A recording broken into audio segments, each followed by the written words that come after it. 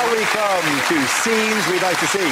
So if everyone can make their way over to the performance area, I'll read out this week's topics, then we'll see what our panelists can come up with. OK, here we go. The first subject is unlikely things to hear at the Royal Variety Show. Hello, I'm Frankie Boyle.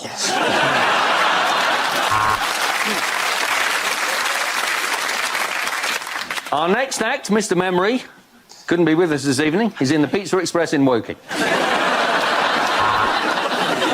They asked me not to do any Prince Andrew jokes tonight, and I said, sure, no sweat.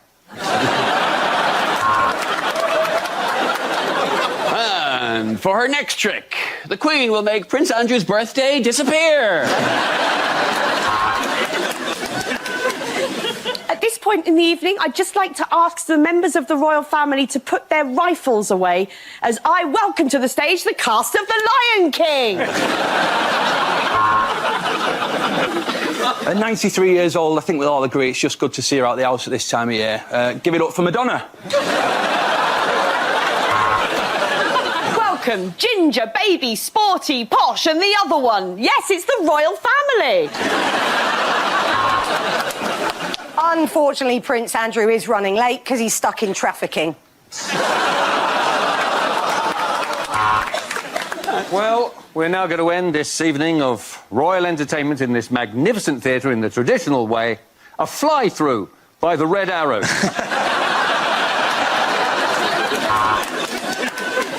It's now my privilege to introduce the rock band R.E.M. I've got a photograph of me with them years ago. That's me in the corner.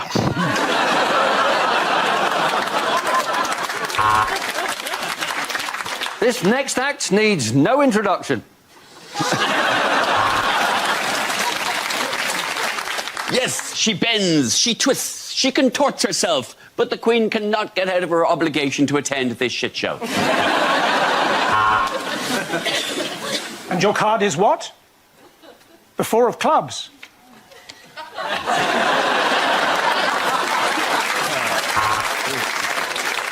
I think you're going to enjoy this, Your Majesty. Our next act is a dog act. He uses corgis because they're exactly the right shape to fit in the cannon. Welcome to the stage, Britain's premier OAP breakdancing group, Hip Hop. No, Liz, why don't you shut the fuck up? OK, next topic is unlikely things to hear at a wedding or funeral. It was always Alan's dream to be buried with his wife. So this afternoon, we shot her.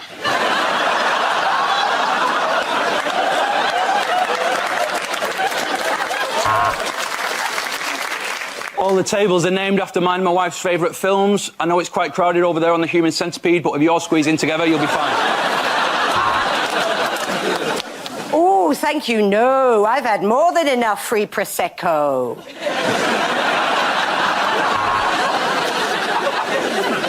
Yes, I know it's traditional for the bride to have something blue. I just don't think you should have dug up Grandma. Just because he was morbidly obese doesn't mean he can't be buried with dignity. Gary, get the forklift.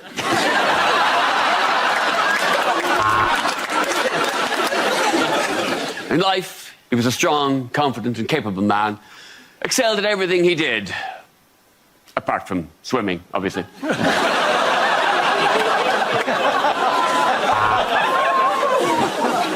At least George died doing what he loved. Heroin. I know it's customary, as father of the bride, to give my daughter away, but I'd like to try something different. 55, 55, 55, 60,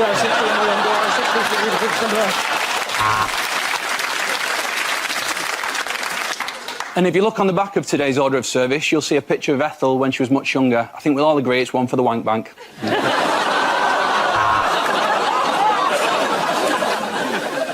Today is not a sad day. It's a celebration because, after all, Trevor was a prick.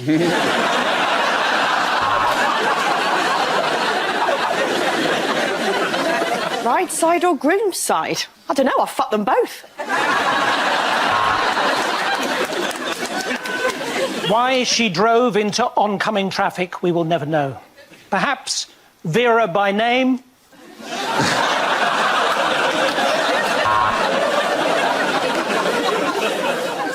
Ashes to ashes, dust to dust. Never WhatsApp while walking, he got hit by a bus.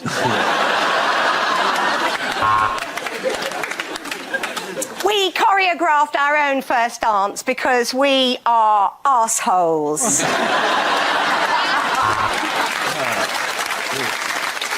No, it's funny. No, I just realised it's just because I've never actually met a Scottish widow. You know, it's like...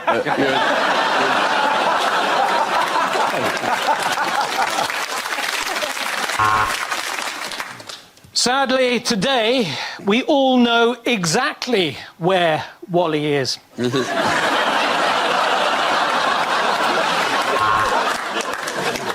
And I'd like to congratulate the bride's mother on how well she looks tonight, although not as well as she'd look on my dick!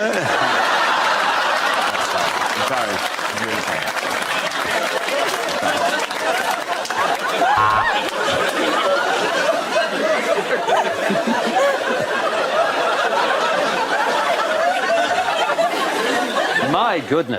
My goodness, yes, that is a lovely ring. Now, pop your trousers back on.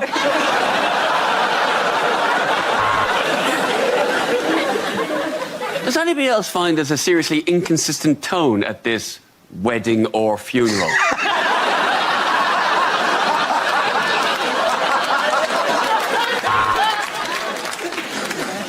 Raymond was a man of many parts. None of them worked, that's why he's dead. At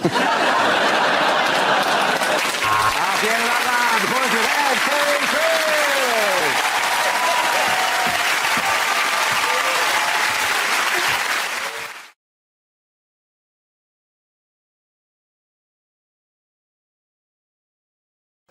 Unlikely questions from this year's exams.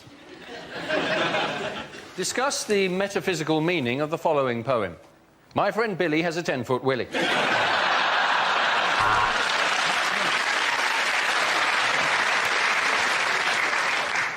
Would you like this exam to be A, multiple choice, or not? The Bronte sisters. Shag, marry, push off a cliff.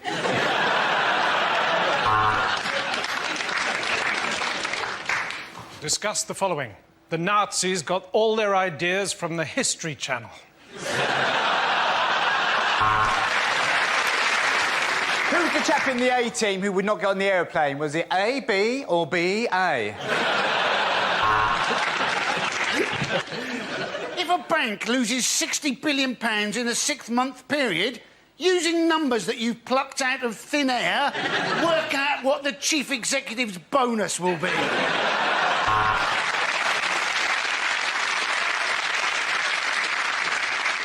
Napoleon, a small man or a long way away?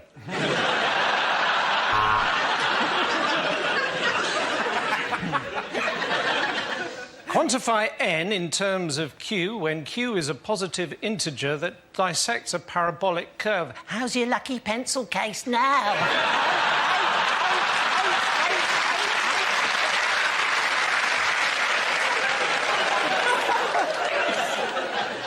What's the name of that round thing that they throw in the Olympics?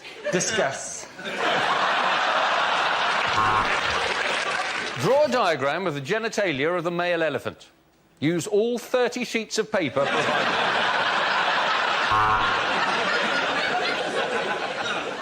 Biology. Without singing, what is the knee bone connected to? Explain the use of juxtaposition in Macbeth. Alternatively, write down everything you know about Macbeth in a blind panic because you've got no idea what the word juxtaposition is. Drama. Question 1. What was it that first made you want to become a waiter?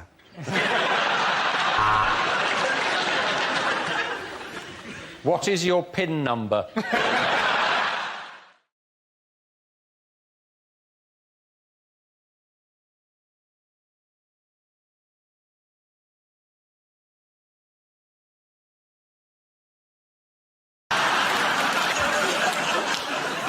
Nits. It's nits. It's super nits. Yeah. I'll tell you why they've got too many nits. Is because they're all sharing the same hat to decide which house they're going to.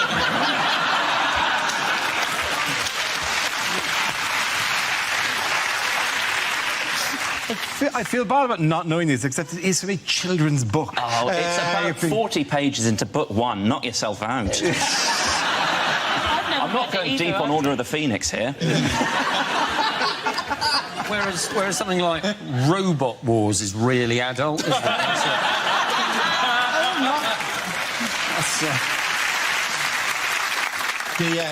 Nits. What's the right one? Apparently they're quite resistant to you know, the shampoos that used to kill them in our day. Yeah, back in the day. Although I don't think even you had to worry. I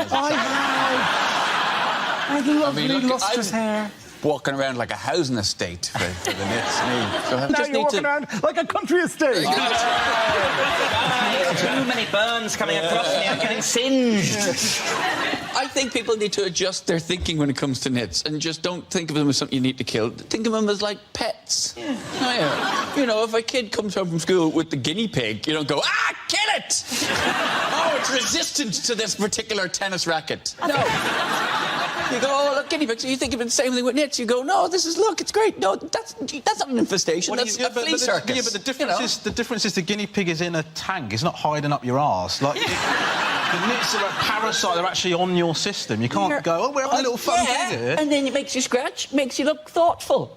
I wasn't allowed pets. I would have loved it when I was little. The best I could do was I got a fly, right, dunked it in some water, ripped out one of my hairs, tied it to the fly. When it dried out, I had a fly on a lead. That was my pet. And she went to a grammar school. At the end of that round, the points go to Romashed and Ivo.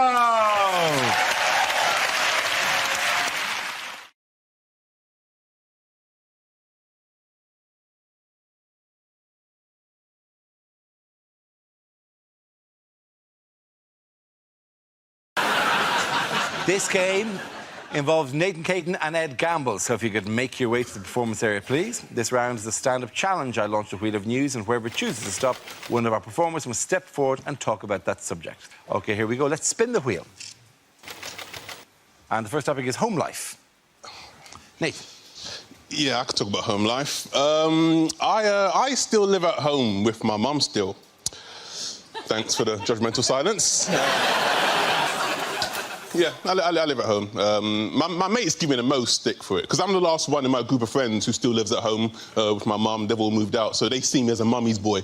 And every time they see me, they're like, Nathan, what's wrong with you, man? Why are you still at your mum's, man? Aren't you embarrassed? Why are you still at your mum's? Why are you still at your mum's? It's like, I live in West London. Have you seen house prices? I'm not going anywhere, man. If anything, I'm looking at my mum thinking, when are you going to bloody leave? Clinging on, let it go, woman. She's going to slap the black off me when she sees this. So, yeah, I like peace and quiet. Although, to be honest, at home, I'm not getting a lot of peace and quiet at the moment, mainly because of my mum and my stepdad. They got married quite recently. And I'm happy for my mum. You know, she's found happiness. She deserves it. However, at the moment, they're going through that honeymoon phase where they're having sex all the time. Yeah, it is bloody disturbing, man. Because my bedroom is, like, right next door. So, like, every time they do it, I hear everything. Like, a few Saturdays ago, right? It's late at night. I'm about to go to sleep. From next door, I can hear my stepdad going, oh, yes, oh, yes, oh, yes, oh, yes, oh, Lord, say something nasty, say something nasty, say something nasty. So I screamed out, you're not my real dad! Thank you very much, Nathan Caton. OK, that leaves us with Ed. Let's see what topic you've been left with. And the topic is diet. I hope this isn't just a hint that I need to lose weight. Because I've lost quite a lot of weight recently anyway. I've lost about 6 stone in the last 3 years. Cheers, guys, thanks. I mean, no. Too late, you went with the British reaction. Thank you very much. Couldn't give a shit, mate. Carry on. We don't... Stop showing off. We don't want to hear about it.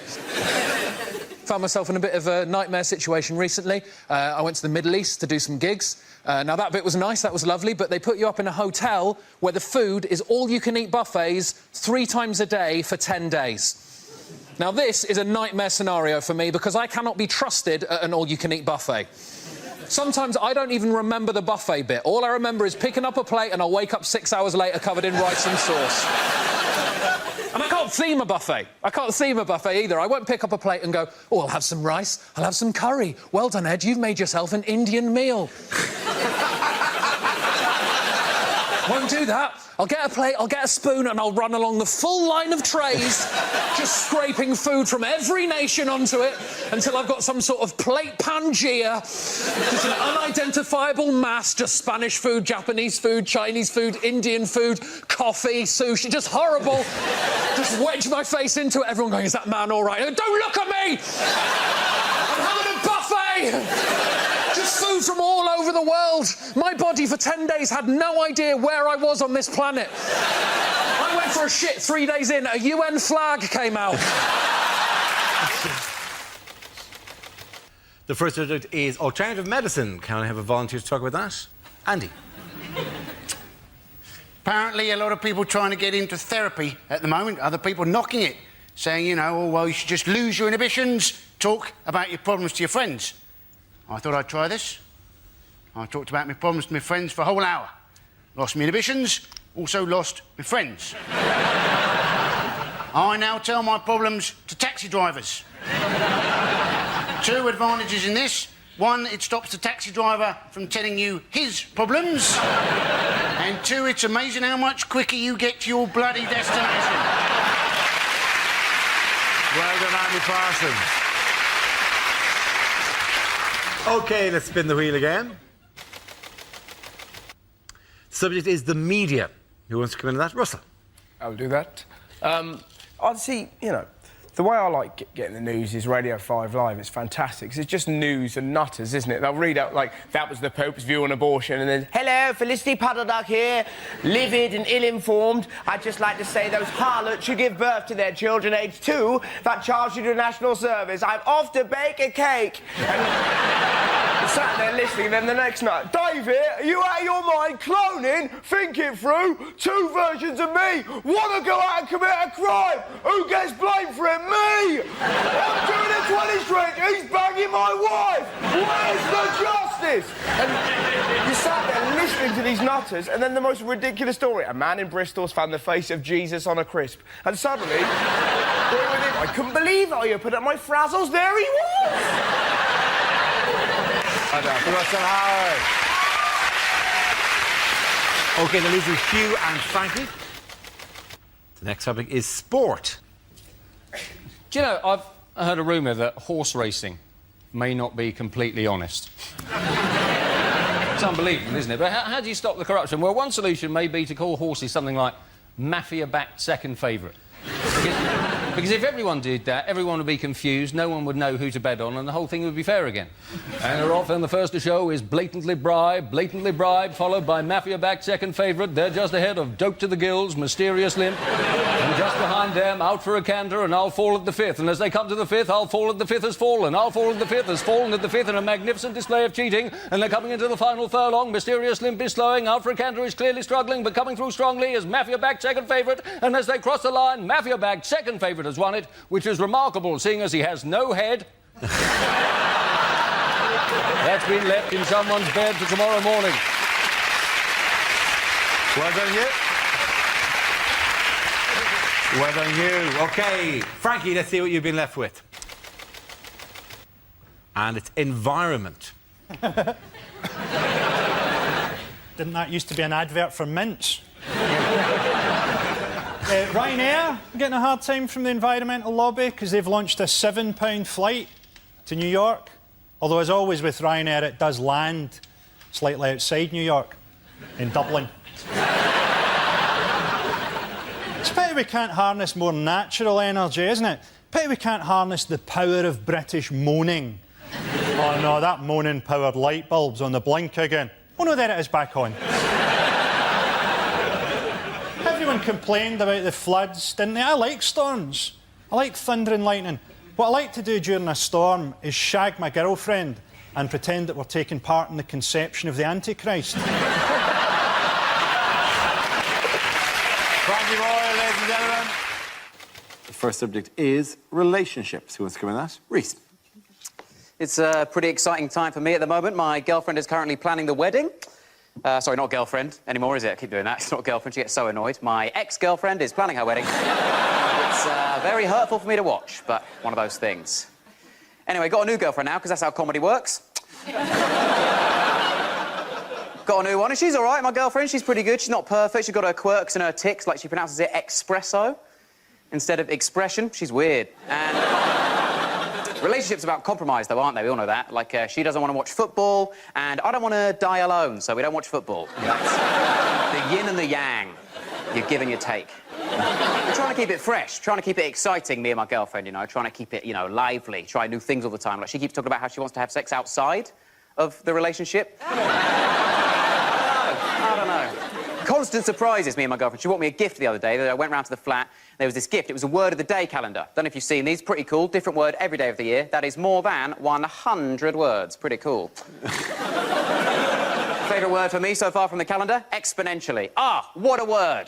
Exponentially. Use it all the time now. In fact, I'd say, ever since learning the word exponentially, my use of the word exponentially has increased loads. I use it all the time. Oh, yeah. Thank you very much, Ruth. That leaves us with Milton. Let's see what your topic is. Let's spin the wheel. The topic is transport. So I got here by train. For the whole journey, there was a child opposite screaming. I could even hear him through my wolf mask.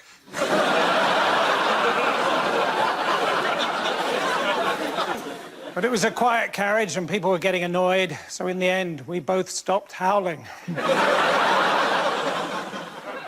When a stewardess got on the train, she looked at me and said, "Do you mind if I do my makeup on the train?" I said, "Well, it's still going to look like a train, isn't it?"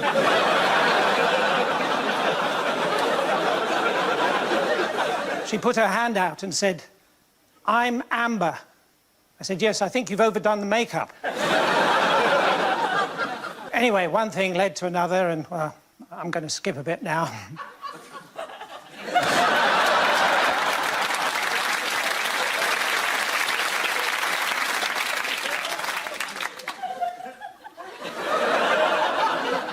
I was sitting in traffic the other day, and I got run over.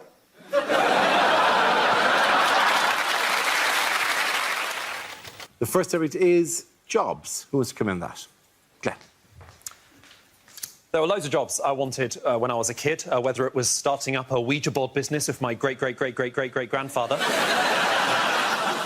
or becoming a detective like Poirot or Craig David's girlfriend's parents in Fill Me In. I always wanted to be a movie star, you know, like a proper method actor like Eddie Murphy, because, you know, Eddie Murphy is so method and so committed that to get into the role of a vet in Dr. Dolittle, Eddie Murphy actually spent 10 years starring in lots of other shit films. It's so expensive everywhere you go if you don't have a job, you know? Like, I stopped getting haircuts after a while because there's hidden costs even when you get a haircut. Like, you think you're paying for just the haircut, and then at the end of the haircut, the hairdresser does that really annoying thing where they try and convince you to buy one of their mirrors and go, "Oh, what do you think of this?" Do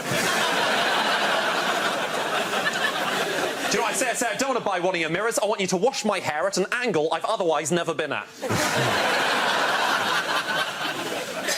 So expensive everywhere you go. Like, I used to get the bus to work every day. Get this, £29 per bus journey. £29 per bus journey is insane. And not as insane as this woman who used to sit on the top deck every day with a microphone telling us where in London we were. £29 per bus journey, you can't even afford a roof. It takes 3.5 hours to get between Buckingham Palace and Westminster. Neither of which are places I work at. But, you know, for the first time in my life, I thought, I've got a job. I can buy things. I can buy things for my room. I can buy a chest of drawers and a desk lamp and a flashing neon halal sign for my window. And when you get a job, you think, oh, great, now I'm a proper grown-up. Next step, getting married, having kids, so I can be one of those proper adults who can call themselves on Facebook and LinkedIn a father to 2 amazing daughters, mother to 3 amazing sons. And I can't call myself that because I don't have those kids, and people don't really like it when I call myself a nephew to 3 gorgeous uncles. Thank you very much, Fred. OK, that leaves us with James. Let's see what your topic is. Let's spin the wheel. And the topic is growing up. Oh, I thought it was feet for a second there. You grow up in little bits and increments, in my opinion, bit by bit. I think the first time you become even a little bit of a grown-up is when your parents start letting you make your own squash. It's a big day, because until then, my mum was making all the squash all the time, and I don't want to offend Richard's watching, but it was the weakest-ass squash I've ever had. It was so bad, I'd have to squint it. Like, I guess that's got a vague orange tint to it. I'm trying to imagine what that tastes like as a flavour when I'm drinking it. Then you go around some other kid's house whose parents are a bit more laissez-faire. That squash knocks your socks off, it's incredible. I'd be like, whoa, you got access to this squash on the daily? He's like, yeah, but my parents don't pay me much attention and I'm worried they don't love me. It's like, I would leave it all in a heartbeat. For one sip of this squash, tell your dad I love him, tell your dad I love him. I had to make a squash for my nephew recently. First time I made squash since I was living with my parents. I haven't done it in between because I'm an adult who doesn't have kids. And I know there are some adults watching who don't have kids who drink squash, but let me tell you, if you are the kind of person who drinks squash even though there's no kids in the house, you got bodies in the walls and heads in the freezer. I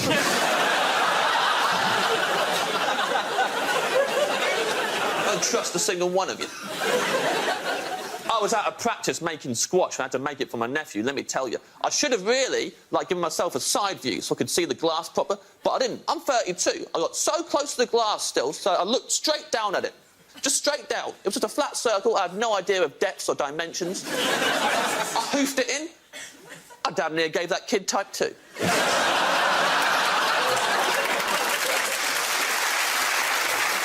was bouncing off the walls on Fun Uncle James's mega squash, losing his mind, going looping.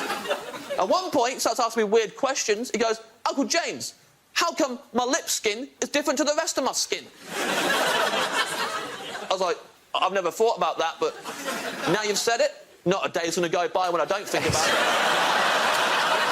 Imagine if your whole body was lip skin. It'd take you hours to get ready in the morning. You'd be stood there with a chapstick.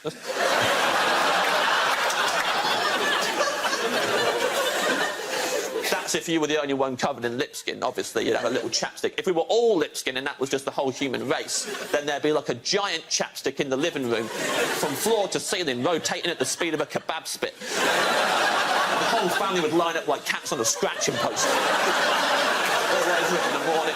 And then we'd walk out into a world where no one could shake hands for fear of becoming aroused. Thank you very much, James. And that round for Well done. The first subject is credit crunch. Who wants to come in on that? Andy Parsons. Now, the government have got this idea that what they want to do is bankers who've lost their jobs, they want to retrain them as teachers, but in half the time it would normally take to train a teacher. I bet the teachers are happy about that, aren't they? Hey, these people were crap at banking. The chances are they're also going to be crap at teaching, and they'll be even crapper if they're trying to train them in half the time it would normally take. Yeah, these people, right, surely it'd be better to retrain them as bankers. That is what they were crap at. Well done, Andy Parsons. OK, let's spin the wheel again. The subject is eating out. Who wants to talk about that? Rod. I ate out the other day. That's what I went to Cardiff Bay. It's all changed, you know. They've done it all up, and it's all European development money. And some of the places now have got tables outside. It's al fresco dining in Wales. Just taking the piss. I think I tried to have a Twixt on a bus stop a few years ago down there. It was too wet to eat. So everyone's pretending it's Madrid down there. You know, your soup bowl's filling up faster than you can eat it. I didn't get past my starters after 7 hours of soup and rainwater I gave up. Everyone's pretending it's Madrid down there. So your soup bowl's filling up. There's waiters with frosted eyebrows fighting their way to the tables going, spaghetti carbonara, spaghetti carbonara. I'll get another one, I'll get another one. Rock number. That leaves us with Tom and Russell. Let's spin the wheel. The next subject is extreme sports. Who wants to come in on that? No, Tom. why not?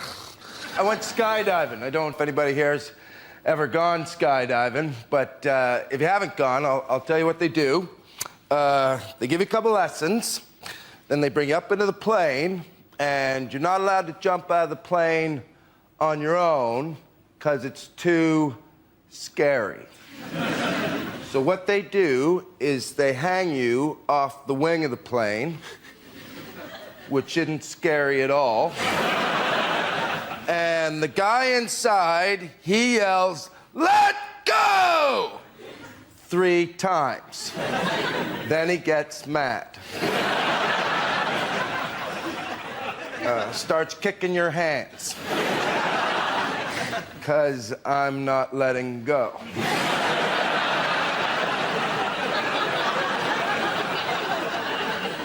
We all skydive different. I skydive with a big plane in my hand.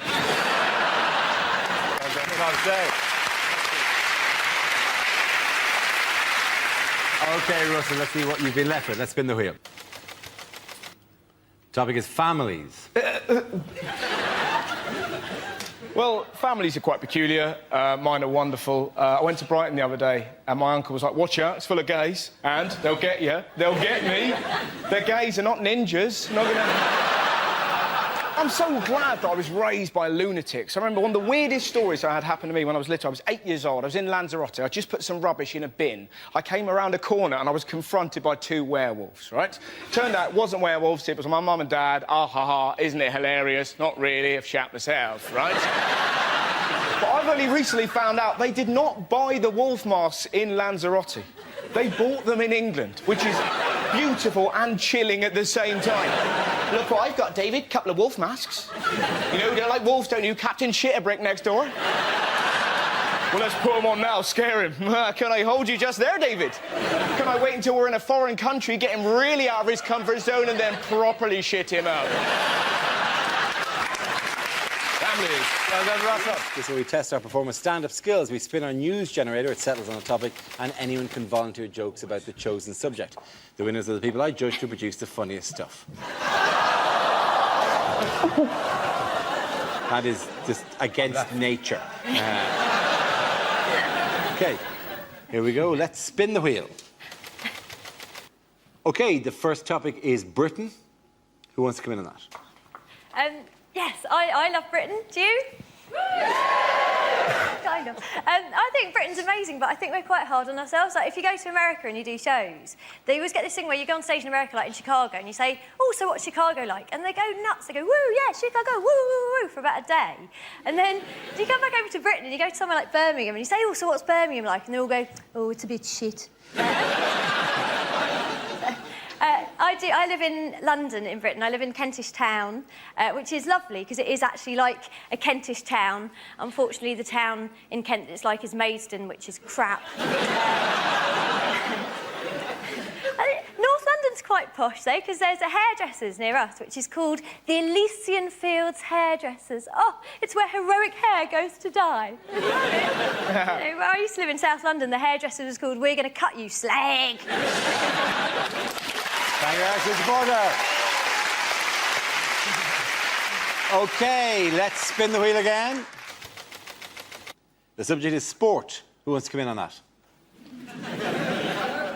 So, hey, Freddie Flintoff, how drunk would he have been on Monday night? That's all I've got on that one. We have got a great new British hope for our sport, though. Laura Robson, Britain's tennis, 15 years old, both her parents Australian. We don't mind immigration when they've got a bit of talent.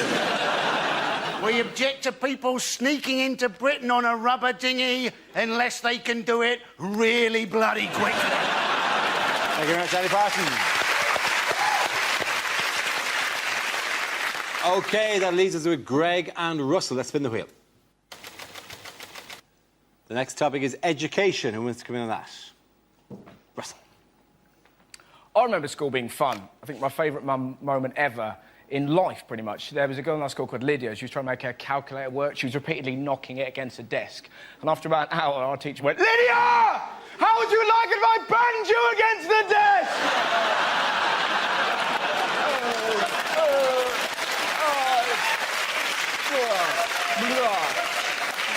It's the greatest day of school.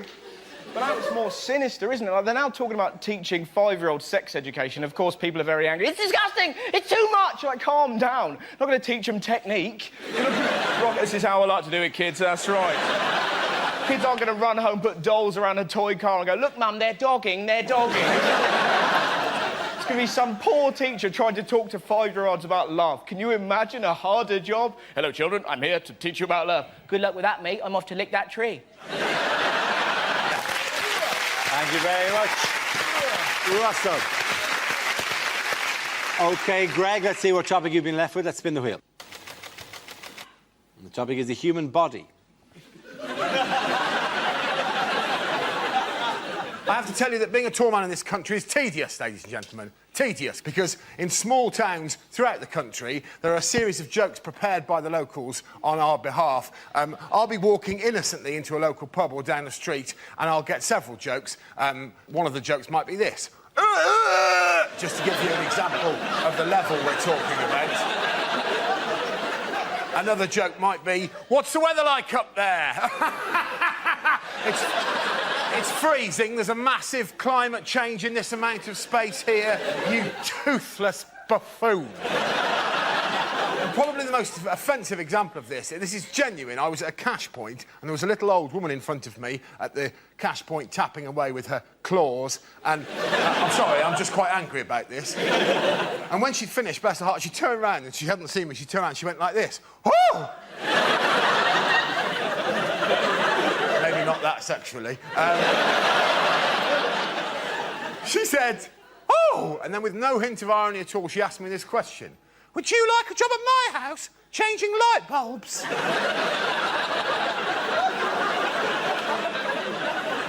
No. No, old woman. I have plans of my own. Now, get out of the way of the cash point. 20 minutes is long enough for you to have worked out that that's a Tesco club card. Thank you very much, Greg. First subject is sleep. Edbert. Does anyone here sleep with someone who snores? Yes? Well, I envy you, because I lie awake next to someone who snores. My wife snores terribly, and part of what keeps me awake is lying there going, "How do you sleep through this?" I can't sleep through it, I'm only next to it. The noise is inside your head. And how come you can sleep through that? But the sound of me making a sandwich in our kitchen, that wakes you up. There is no way me making a sandwich makes more noise than you're making right now. She snores so... She said the cutest thing to me one time, though. She says, "Do I not sound like a kitten purring?" Bless. No. You sound like a cat drowning in porridge. If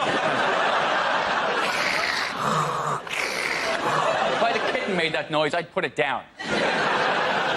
Apparently she had her nose broken a couple of times when she was a kid. Didn't teach her, she's still bleeding snoring. Thank you very much, Ed. OK, let's spin the wheel again. Subject is health. Andy Parsons.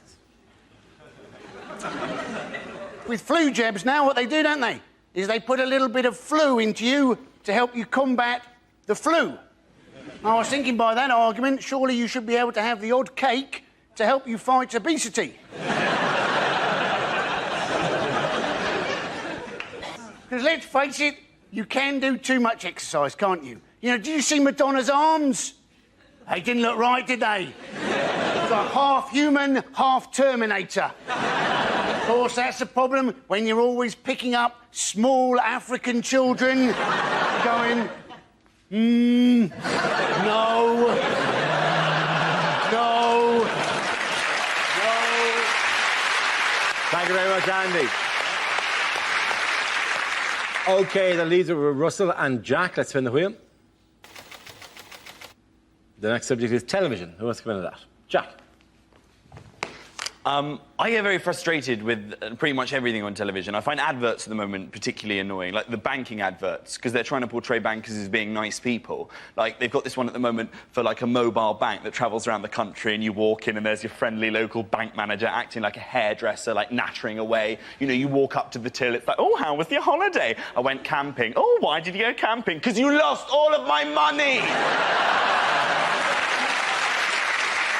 Decided the only option I've got is just to not watch TV at all, because everything annoys me. And I've got quite a lot of people that pressure me into doing that as well. Like my dad, he's quite old-fashioned. He's always saying, you don't need to watch television. You should do other things, better things, more edifying things. Don't watch TV, Jack. You should read. Read the great novels. They're entertaining, they're educational. Even read the Bible. The Bible is engrossing. It's enthralling. The stories of Jesus, they're encapsulating, they're invigorating. I'm like, no, Dad. If I wanted to be entertained by 12 people sat round a table trying to impress some bearded Jewish know-it-all that thinks he's some kind of deity, I will watch The Apprentice. Thank you very much, Jack Whitehall. OK, Russell, let's see what you've been left with. Let's spin the wheel. That's fitness. Could have been camel toes. Now, I was in the gym the other day. I was in a locker room, and a 5-year-old boy ran in and jumped into a locker. Now, sometimes you know you're just going to have an incident, right? You could hear him in there giggling, like, and you knew what he was going to do. He was going to jump out and scare his mates, because his mates appeared seconds later, like, where's Stephen gone? Where's Stephen? He was there a minute ago. This is most irregular. And he waited, not for his mates, but for 3 huge naked men. It was fantastic. They were kind of walking past, and this little kid leapt at those men like a cat with rabies. It was incredible, right? Just from nowhere, the noise they made, I've never heard a noise like it. They sounded like a tugboat getting molested. Like,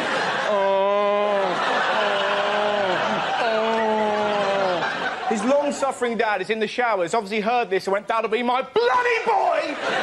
Ran back, confronted this glowing hellbeast and went, Stephen, what have I told you about acting up in public? And this little kid cut his dad down with one very simple sentence. Dad, your willy's moving? You're just there going, oh, the world is a better place. Thank you very much, Russell. At the end of that round, the points go to Ed and Jack.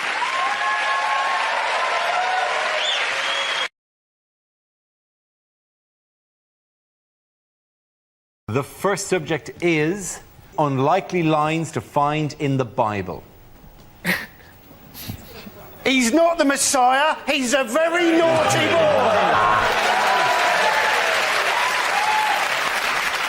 And God said, let there be light. Sponsored by PowerGen.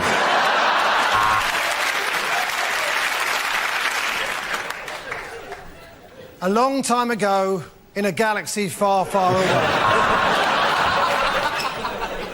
And God said, right, that's the 14 commandments. Now, will you remember all those? That's very good. Table for 12, Jesus. I can do 2 6s at 8:30. And on the 8th day, God created a magic talking leopard and forgot all about us. And Mary said God had given her a child, so Joseph went and joined Fathers for Justice. And it rained for 40 days and 40 nights, although Thames Water still had a hosepipe ban. St. Paul's 3rd epistle to the Corinthians. Dear Corinthians, I've written to you twice now. No reply. I don't know how you do things in Corinth, but where I'm from, that's a bit rude.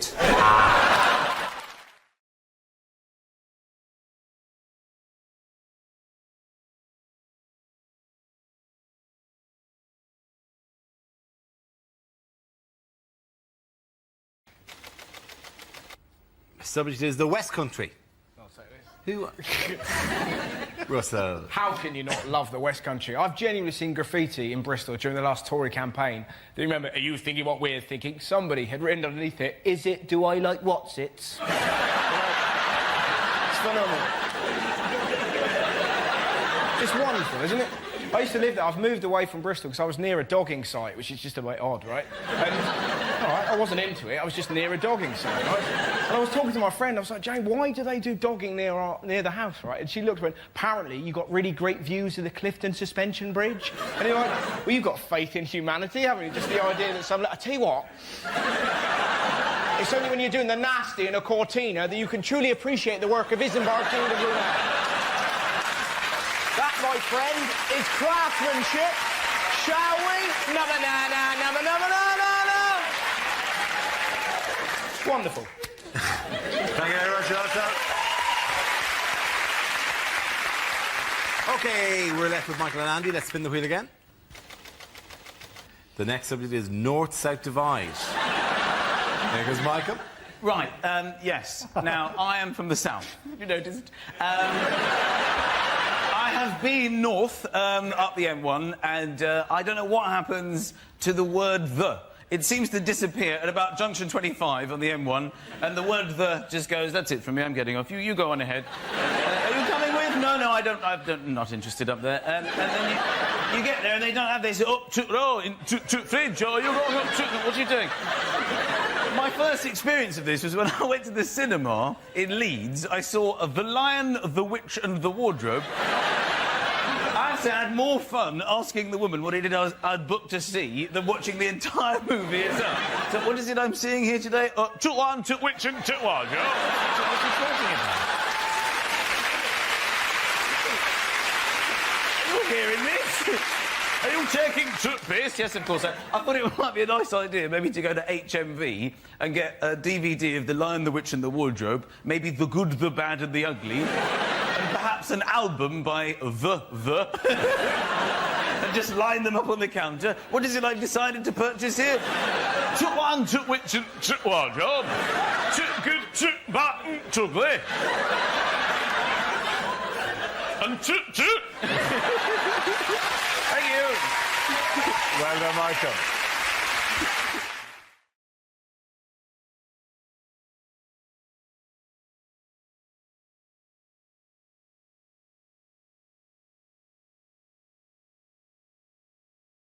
Here we go.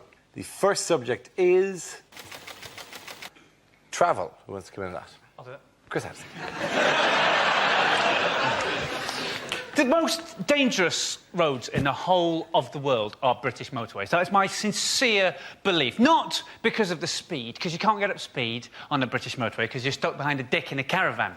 So, you know, I found this out. 1 in 5 families in this country goes caravanning. Why?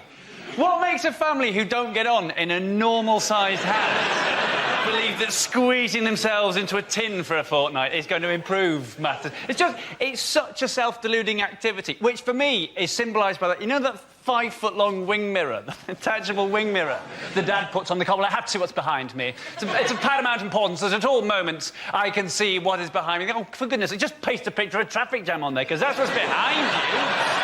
You don't need to look to see what's behind you. It's there because you are. So the government, they're boring, right? The motorways are boring, and the government puts up those signs to stop us falling asleep, saying, tardis can kill, take a break. But the thing is, we're not surprised by those signs anymore, so they don't really work. I think they have to keep changing them. I think they should change those signs to keep us on our toes. Change them to ones that say, déjà vu can kill, take a break. And then one exactly the same, half a mile.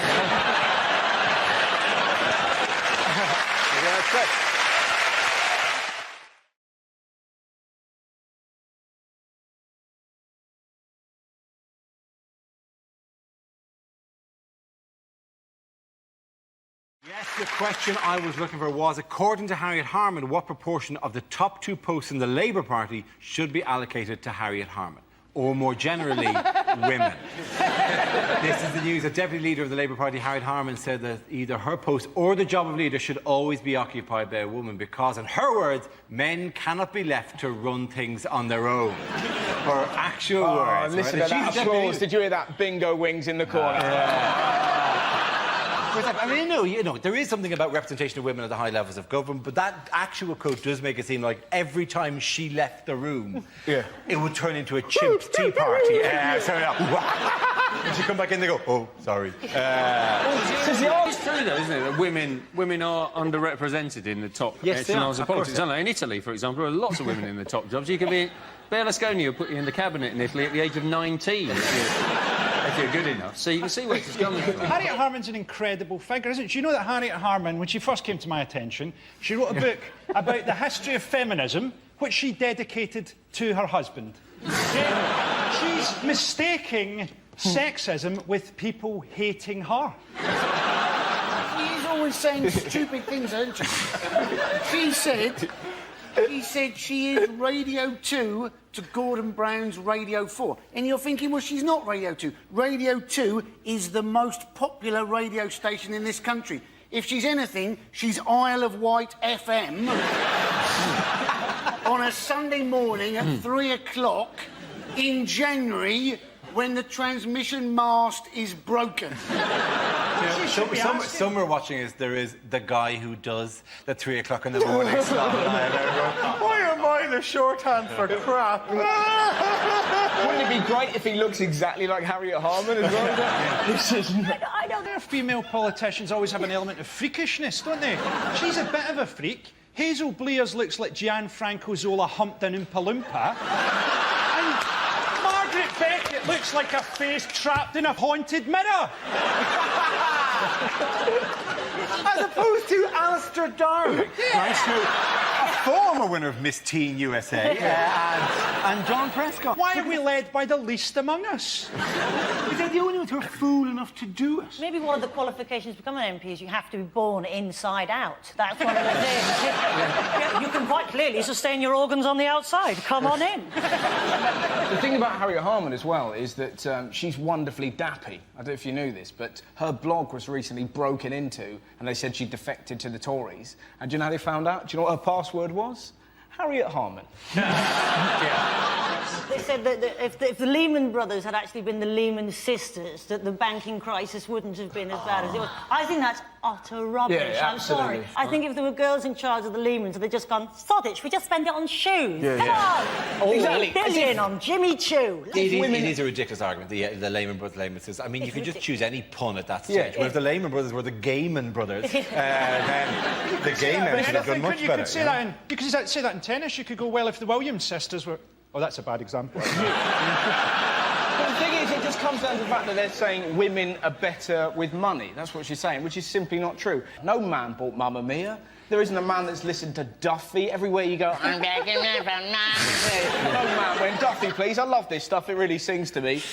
It isn't a man. This is a direct pop at my girlfriend. He spent 30 quid on a doorstop that's a hedgehog.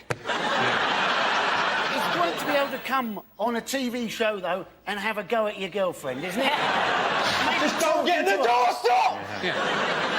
I think if women are genuinely better with money, I think we should put Kerry Katona in charge of Barclays and see what happens. I think we all know what Harriet needs. Our support, because she's right. Bankers are sexist and bankers are laddish, but that isn't the reason that the banks collapsed. It's not like people were going there, what did the derivatives close at? I don't know, I was giving Jason a wedgie. I think if it's got to be a man and a woman that's in charge, let's have Richard and Judy. Judy can recommend a few books while we wait for the bombs to arrive from all the countries that Richard has offended. There is an argument, has to be said, that a female leader would Labour be more electable under a female leader, and she's right. It would be more electable under. It would be electable under anyone, frankly. If they elected a hat stand or a jar of hummus to run if the Labour Party chose the H1N1 virus to lead it into the next election, it would do better than they will under Gordon Brown.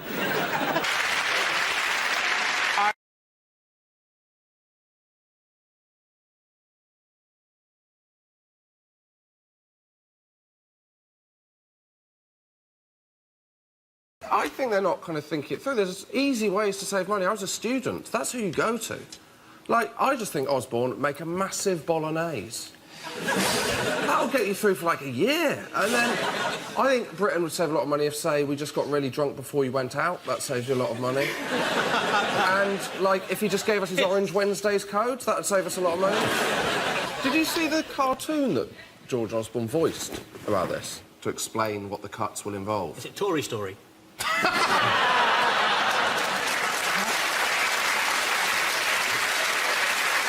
What type of pensioners are being singled out in this? Rich pensioners. Rich pensioners. The worst of all the pensioners. And how do we know which ones are rich? How do we possibly estimate? Have they got a blue light underneath their trolley? No, that is Dave's not rich. Dave's pensions what talk like that, yeah? Yeah. It's going to happen one day. In like 50 years, there'll be people going, can I have my pension, yeah, blood, yeah? Besides, like, totally needing some beans and that. Well, what they need to do, the government, they've got to cut stuff, and they've just got to think out of the box, haven't they? So they could, in fact, cut old age benefits and cut youth unemployment if they did the very logical thing, which is allow old people to burn young people. How is that? They're just not thinking. They're just not thinking. You're right. They're right. They're not thinking. Why did that not come from? No, I don't think there's somewhere there's a dry whiteboard with that written and a line gone through it. Where somebody went, I don't know Let the weak die and burn young They people. didn't say that. They were like, no, don't rub it off. Just put a line through it. It might come back to you. Let's leave that one we're just going to put a pin in that one, and we might come back to it again. By the way, what did Labour say they would do about these cuts if they win the next election, which takes place before these cuts go Edmund away? said he would keep them exactly the same. There's only one policy he's going to change, he said, and that was immigration policy, and that is basically to prevent his brother from coming back from America.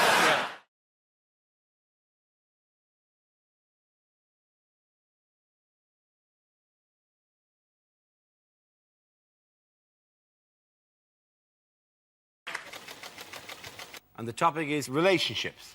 Who wants to come in that? Russell. Britain, I have sexual advice for you. That's right. When I was 18, I used food in the bedroom. Now, don't ever do it. It didn't go well, right? I used Rolo yoghurt. And rather than tell... Yeah, exactly, right? Rather than tell my then-girlfriend what I'd planned, I pretty much waited for her like some hideous yoghurt goblin, right? I doubt there's anything more terrifying than coming home to find me naked, holding yoghurt, going, yeah, right? And I panicked, and rather than putting a little bit on, I pretty much basted her, right? By the time I'd finished, she looked a bit like Morph. You're sat there. I created an angry meal. You don't know where to start licking. You don't want to lick randomly, then she looks like she's got an illness. So, I did foot up to knee. That took me an hour. And hours, I was just... She looked like an angry gingerbread lady who'd had her leg dipped in Tippex, right? It didn't end there. I was like, I can't help you. The door opened, one of my dogs ran in and started licking the other leg. Never use food in the bedroom. Thank you very much, Russell Howard. So that leaves us with Stuart. Let's have a look at the last topic then. And the topic is family. Stuart. Before I rock the microphone, I want to I want to dedicate my performance to my father, who was a roofer. So, Dad, if you're up there.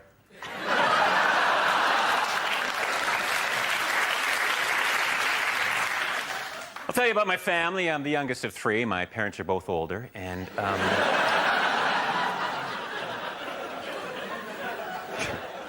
have mixed-race parents. My father prefers the 100 meters, and my mother's Pakistani.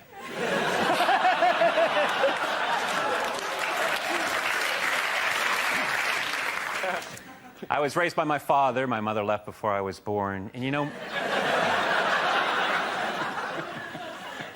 I like being raised by my father. He's schizophrenic, but he's good people. I remember one summer I was 5 and he was Mussolini.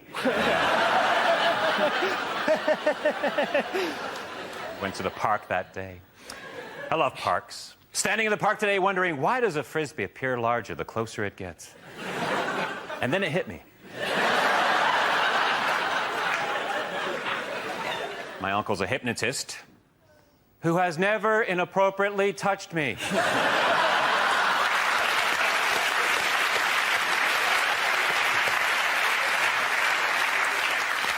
I have to leave now. I'm a member of Overactors Anonymous, and we have an Overactors Anonymous meeting that starts in...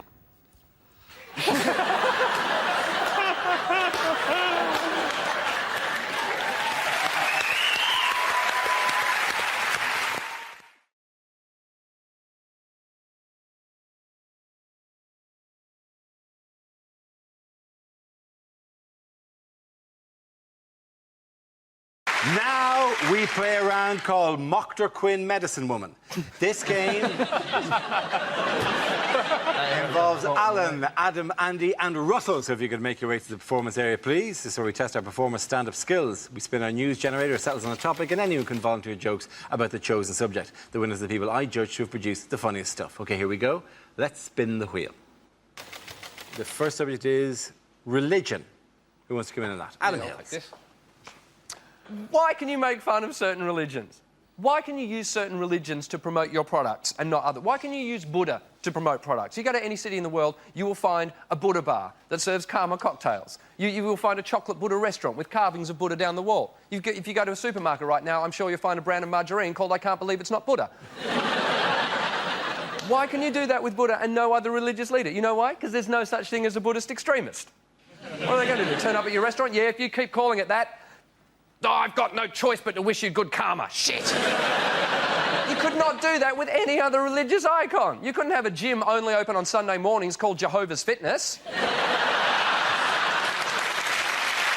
done, Alan Hill. OK, let's spin the wheel again. The subject is transport. Who wants to come in on that? Andy Parsons. We've now got ads telling us from the government how to use a level crossing. Now, you'd have thought it was fairly obvious, but apparently the problem is sometimes the barrier goes across the road, but it doesn't go all the way to the other side. And people think, oh, well, it's gone down on my side, but I mean, I can go around the outside, and I can go across. And you're thinking, do we need to spend thousands of government pounds telling people how to use a level crossing? Surely it's just a new form of natural selection. Thank you very much, Andy. OK, that leaves us with Alan and Russell. Let's spin the wheel. The next topic is fashion. Who wants to come in? Alan. Yeah, I'm pretty cool. I'm at a funny age. It's hard to get clothes right, I think. Somebody explained to me that there's a theory that the day you pick something up and think, is this too young for me, that is the day that some clothing has got too young for you. And I'm only in my early 30s, but I've had it happen already. I picked something up the other day, I thought, is this too young for me? And it was. It was some of those trainers with wheels on the heels. I think clothes matter. My mind was changed on this last December. I saw a big issue seller in the street dressed as Santa. Yeah, it's fine for us, for adults, but it was daylight, there was children in the street, and I could see one little boy looking at the big issue seller and then looking at his mum as if to say, it's not looking good for my PlayStation 3 this year. Thank you very much, Alan.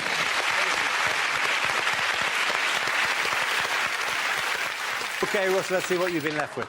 Let's spin the wheel. The subject, Russell, is etiquette. It's like ladies with pointy breasts carrying books in a weird way. I'm really socially awkward. I met Jonathan Ross the other day, got really excited. I was having a wee backstage at a gig, and he went, "You're thingamajig, aren't you?" And for some reason, I went, "I can be whoever you want me to be." Now, in a toilet, that is just a come on, you know? And with women, it's even worse. I was on a train the other day, and this lady went, "Excuse me, can you look after my bags whilst I go to the toilet?" Now, in that situation, all you've got to do is go, "Yes." But for some reason, I panicked and went, "You're not allowed to go, and it's in the station." So she sits down, going, "Fair enough, didn't realise you were the poo goblin." Horrible moment. The train wouldn't move. Eventually it did. I swear she looked at me and went, "Can I go now?" Thank you very much, Russell. And in that round, the points go to Adam and Alan.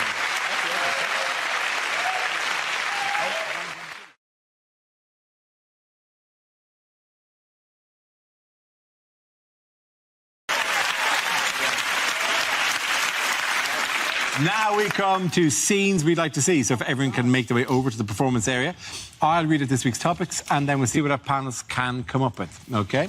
Here we go. The first subject is things you'd never read in the Bible. Eve took the apple. Bollocks, she said. It hasn't got a headphone jack.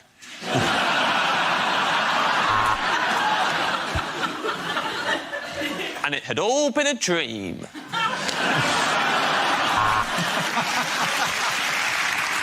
And in the beginning, there was the Word, and the Word was good, but it wasn't compatible with Max. And after the Last Supper came the last argument about who had a starter. Oh, I should have known it would be you with a name like bloody Judas. And so it rained for 40 days and 40 nights, and Noah said, next year we holiday abroad.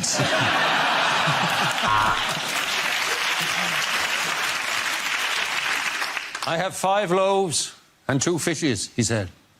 Who wants cod in breadcrumbs? Jesus handed out cans of Dr. Pepper and said, drink this in remembrance of me. That's right, my full name is Dr. Jesus Pepper. People who enjoyed this book also enjoyed the Quran and the Torah.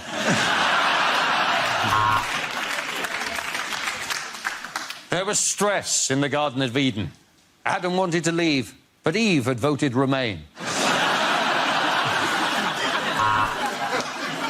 This book has been rated 18 due to graphic violence, moderate threat and homophobia. God is love. The devil is 40. Match point.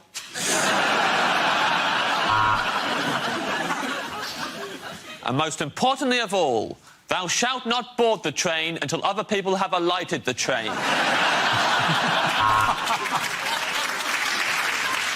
When Jesus saw all of the tables outside of the church, he went mental and started smashing everything up because he hated fates and had lost all of his money on the Guess the Weight of the Cake competition. There is but one commandment greater than these. Secure the talent before you buy the bake-off.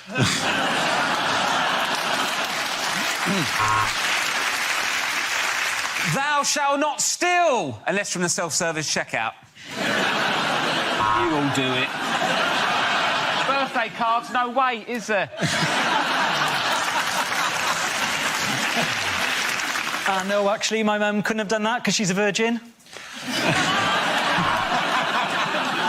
The animals came in 2 by 2, for 'twas Orange Wednesday.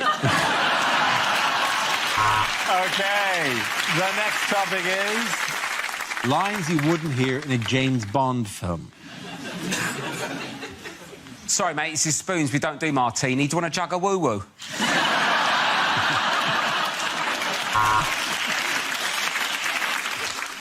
We've invented you a new phone bond. It's exactly the same as the old phone, but you need to buy a new charger. We've got the latest news on Thunderball 007. No one won last week, and it's a rollover.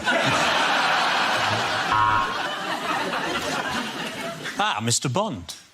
Welcome to this mandatory course on sexual harassment in the workplace.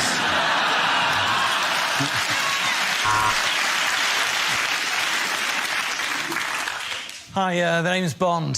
It's not actually 007, they're zeros. Otherwise, I'd be called, ooh, 7. Oh, Mr. Bond, I'm very flattered by your advances, but you are a complete stranger. You work for my enemy, and I am menstruating very heavily. Bond, meet your children, 005, 003 and 0018 months. You want my full name, of course. It's Bond. James, Skipton Building Society, fixed rate, 1 year, Bond.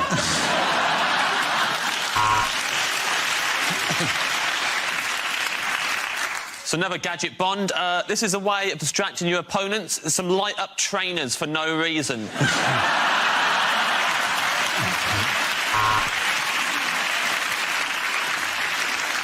Mr. Bond, I have one question for you. Does this testicle look swollen?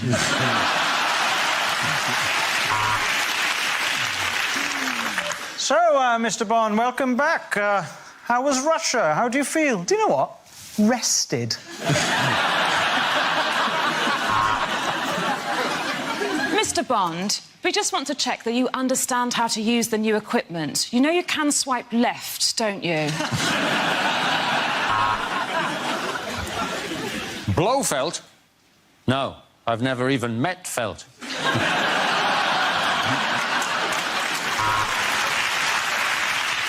This is the easiest fight on top of a train I've ever had. Thank you, Southern Rail.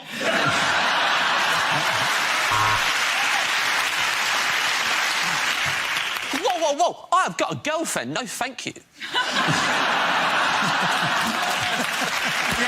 point goes James, here and Gary.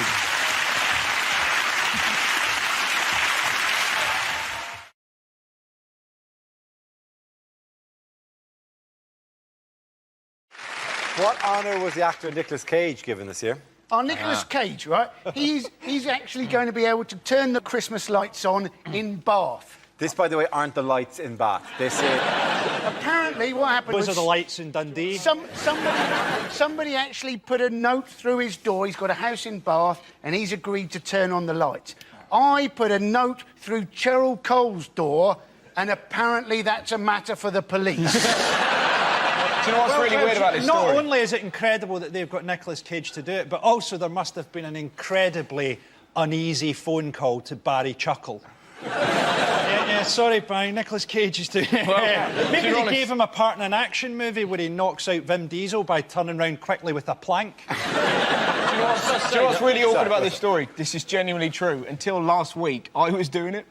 Really?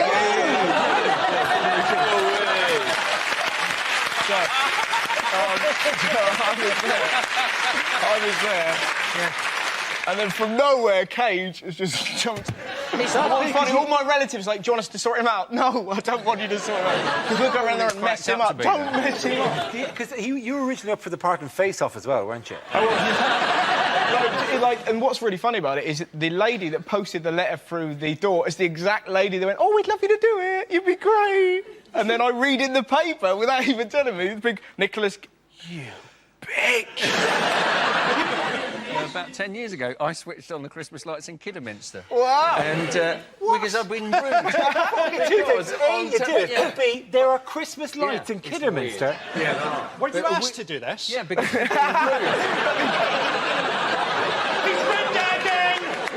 We had Bruce Willis! We've been rude about Kidderminster on television. Got a letter from the Kidderminster Tourist Board or whatever saying, would you come and switch on the Christmas lights? So you think, well, that'd be great, I'd love to do that. But you don't actually do it. Because what they do is they give you one of those enormous pretend switches, right? And you have to kind of go like this on a balcony to a crowd below, and you kind of go, I'm going to press the thing now. And you press it, and as you press it, a bloke in a room behind turns on a switch.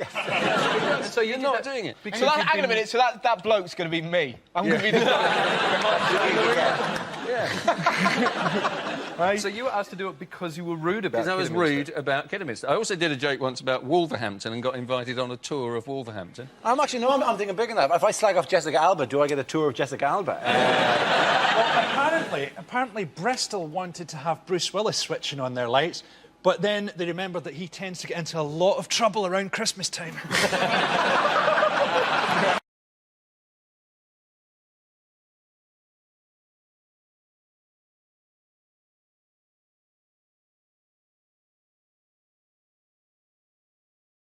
In other news, what might we be sending out via smartphones next year? Oh, this is a good one. This is smells. You can sell smells over your iPhone. Yes. It's brilliant, isn't it? If you fart in a meeting, you know, just blame your phone. You know, somebody sent me a farticon. I'll just turn that off, you know. You're going to say it's going to be great when Obama finally picks up the phone and goes, Dave, I can smell pasta. You in Trago Mills? We don't need it, do we? Like, it's this constant thing of, like, making things that nobody is being on the phone to someone and go, do you know what would make this so much easier to understand what you're on about? If I could smell you. There is a good use for it. For instance, if you're seriously into collecting your cheeses, you don't actually keep them in your own house. You keep them at someone who owns a cheesery, and you say, you know, you ring up and you say, "How's my camembert doing?" And he goes, "Well, I can let you know." And he goes and he records it, and he texts you, you know, where, you know, you think, well, that needs another 10 years, that sort of thing.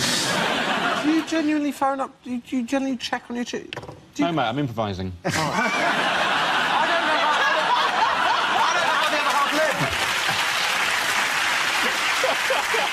Back in that round, point with Josh and Andy.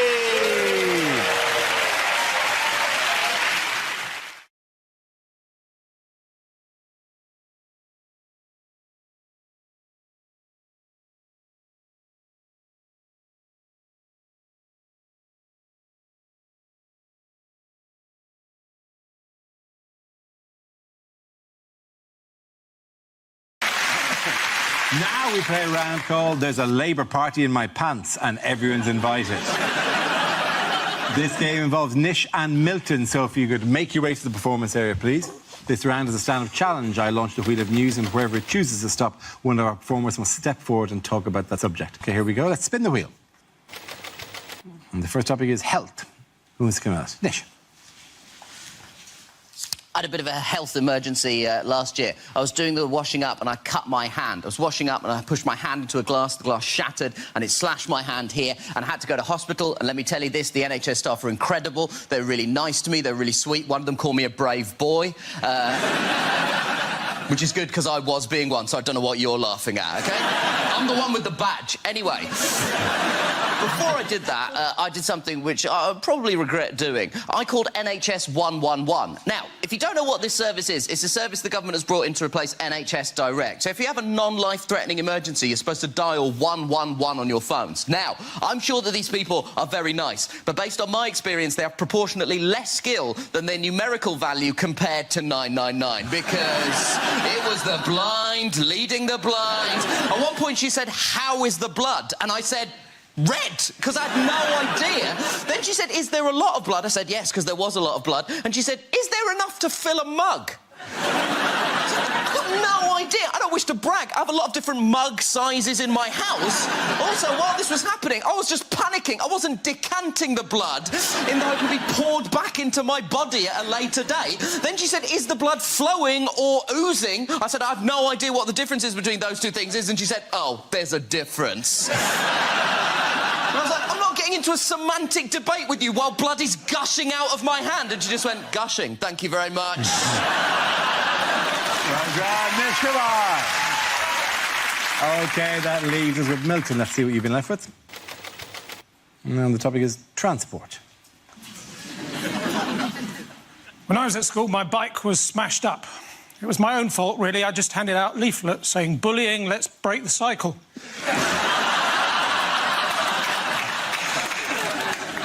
"We've been over this again and again and again," said my driving instructor, pointing to the Badger.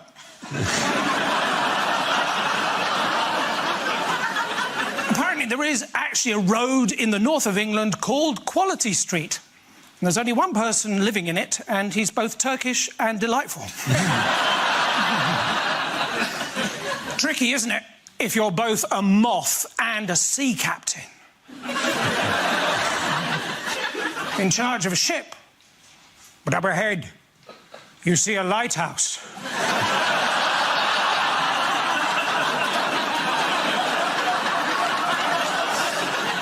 You know you shouldn't.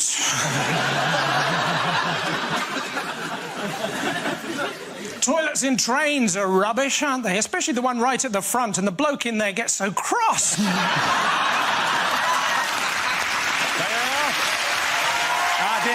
The boys go to Nish. Come on, Mark.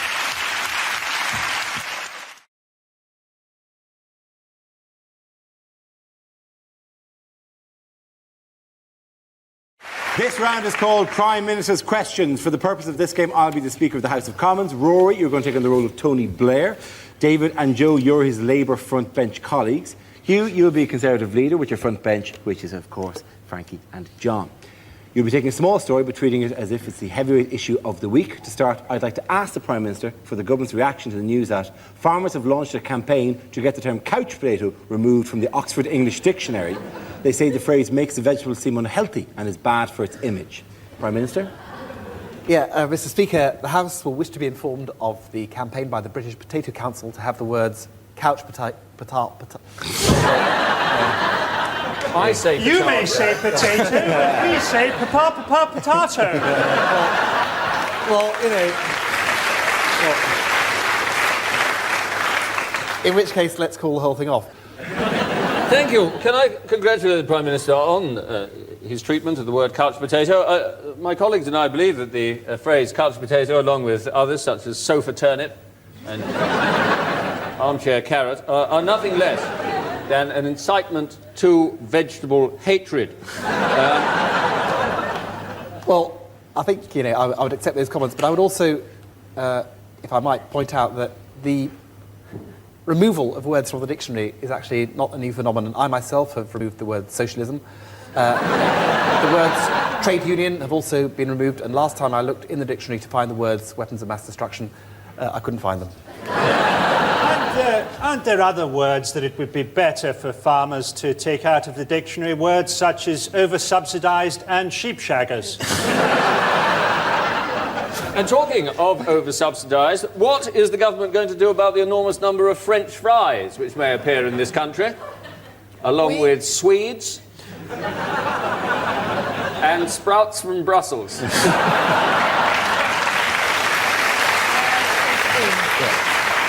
We actually believe that genetically modified crops are the way forward for the potato. We say new Labour, new potatoes. We agree. We believe it would be a very good idea to combine the genes of a King Edward with that of a Premiership footballer to get a potato that roasts itself. Along with a bean combined with the genes of a suicide bomber to produce a runner bean that tops and tails itself.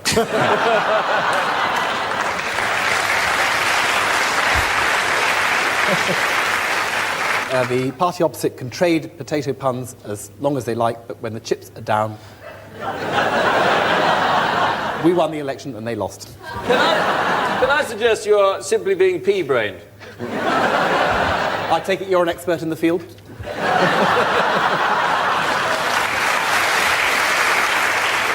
I certainly have ploughed that particular furrow yet. You see, I mean, this is... Yeah, oh yeah. Huh? I can't think that you've gone to seed. Oh, no. All right. You know, I tell you, I look at the party opposite, and what do I see? I see 1 potato, 2 potato, 3 potato, 4. What will the party opposite do about the disputed territory of Kashmir?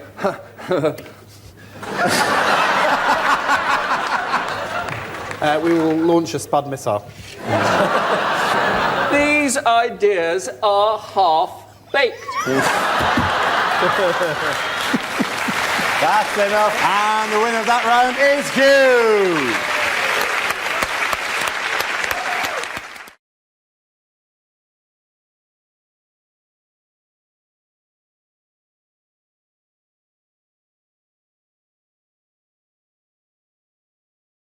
Okay, the next topic is things you wouldn't hear on a train.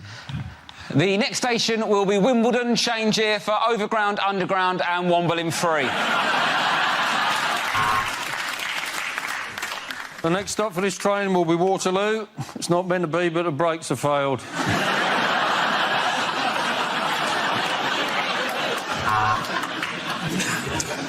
Yeah, I just want to tell you I'm on the train. No, just everyone else is doing it. Thought I'd join in.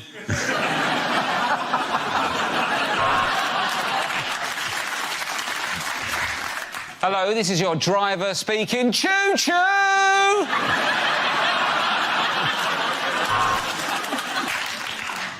Now an announcement for the people who insist on sitting the way the train is moving because sitting backwards feels weird.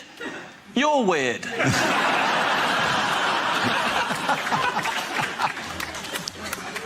This train will shortly be arriving in Taunton. Please remember to turn off all mobile phones lest they mistake you for gods.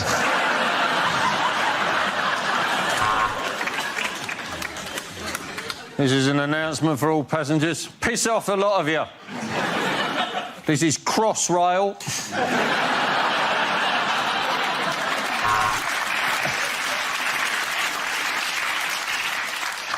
Due to Britain leaving the EU, this train will no longer stop at Ashby de la Zouch.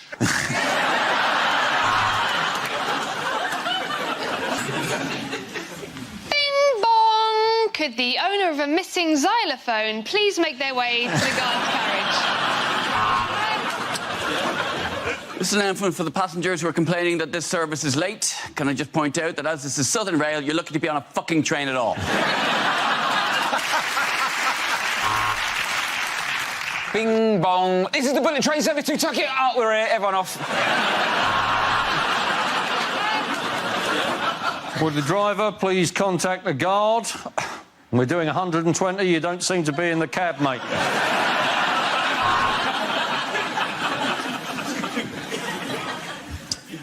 Please mind the gap between the timetable and reality.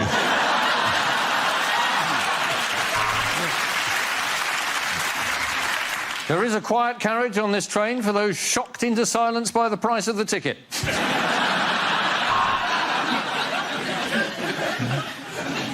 Oh, don't get off here. I was listening to that.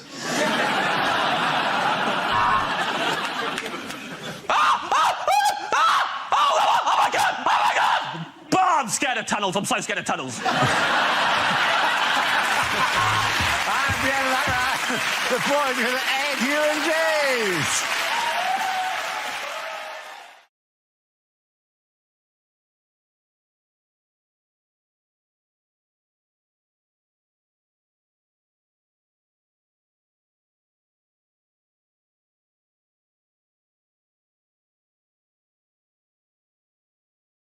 Let's see the first topic, please. The first subject is catering. Anyone's given that? Josh. My favourite place to eat is the breakfast buffet in a hotel. Because at a breakfast buffet, I will eat absolutely everything. That's the rule, isn't it? At home, I will have cereal or toast for breakfast. At a breakfast buffet, I am having cereal and toast as my starter. In combinations you would never consider at home. Coming back and what have I got? Well, 8 hash browns, topped with some Dutch cheese, actually. I have 4 pain au chocolat, 6 croissants, some segments of a fruit I've never heard of, and 12 of the smallest orange juices you have ever seen in your life. I eat so much at breakfast buffet, I'm so tired, I have to go back to bed. And then sleep through to my next breakfast buffet. I'll be mixing the cereals, going crunchy nut cornflakes with shreddies. Who do I think I am, Heston Blumenthal? You've got to do it, don't you? It's like when you're in Nando's, they give you the plastic glass to pour your own drink. I think, well, I'd be an idiot not to make myself a spranter in this situation, wouldn't I? What am I having? Having a Sprocafolo, actually, yeah, all of it. What did it taste like? Utter shit, absolutely terrible. Thank you. Thank you very much, Joe and Jack. OK, let's have a look at the next subject. And the topic is smoking. Let's come out. Joe. I've actually given up smoking, which, well, that's a lie. I'll be honest with you, I'm one of those pricks that says they've given up and then goes to the pub and smokes yours. Because when I was a proper smoker, I hated pricks like that. I really like... You know, someone comes to you and go, have you got a spare cigarette? I go, no. Because unfortunately, I'm addicted to them. Which means I pretty much take a shine to all of them.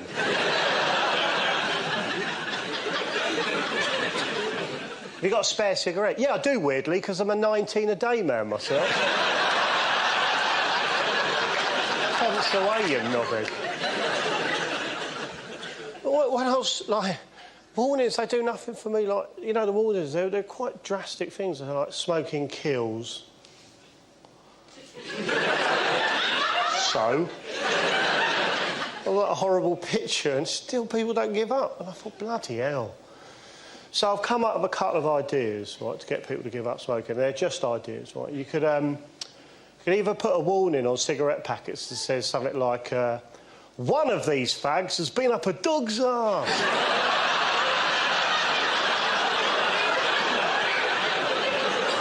Yeah, I think that'll separate the men from the boys, isn't it? Or simply make cigarettes cock-shaped. Well done, Joe. Thank you very much.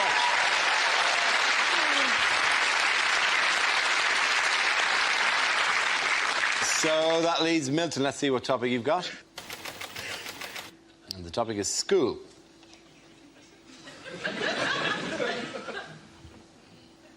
That last bloke was a bit weird, wasn't he?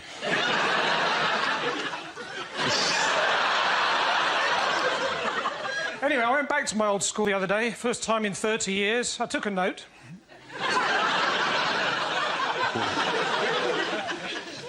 Teacher said, so, Jones, what have you done with your life? I said, oh, I'm just Britain's top Ofsted inspector. They were a lot nicer to me after that. I was there for the funeral of my old science teacher. They asked me to say a few words, so I did. Method. We put the coffin in the crematorium.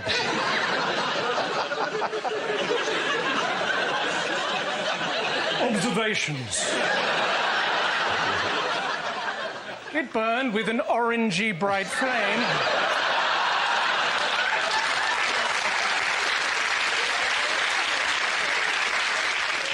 Conclusion. No more homework. Well done. Point out to the Milton Jones. Very good. Sit back. There we go.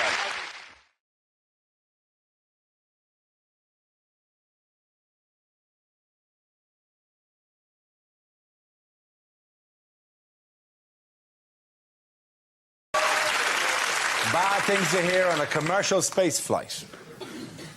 Houston, I don't like cliches, but...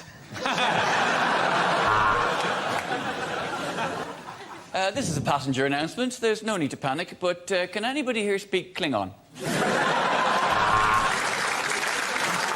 You're an alien. Allow me to shake you by the hand. That's not my hand.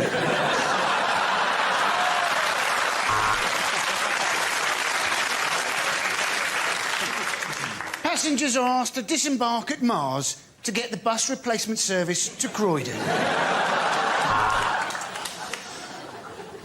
Help! We're being sucked into Uranus. Alien! I'm giving birth to an alien! Your faces. And today's in-flight movie is going to be Apollo 13.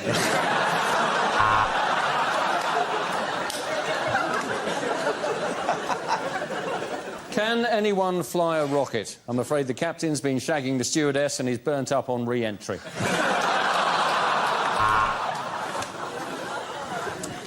Passengers looking out the right side of the craft, there's the moon, of course, and out the left side, out Star of Brian. Nice.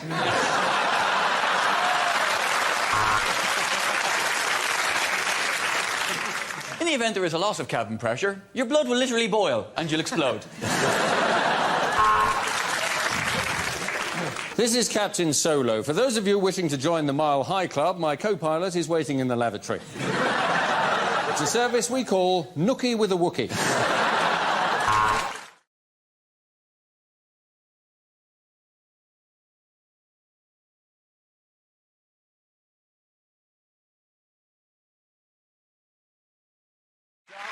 Called Headliners. Here's a picture from this week's Lib Dem conference, but what does CDCR stand for? Is it Clegg's dandruff causes riot? Is it Clegg demands cardboard rain? Is it Cameron dies, Clegg rejoices? Is it Clegg displays currency remaining? Is it because they're in Liverpool? Is it, in fact, calm down, calm right down? Is it Celine Dion combusts reaction? I'm going to go for Clegg, David Cameron's rent boy.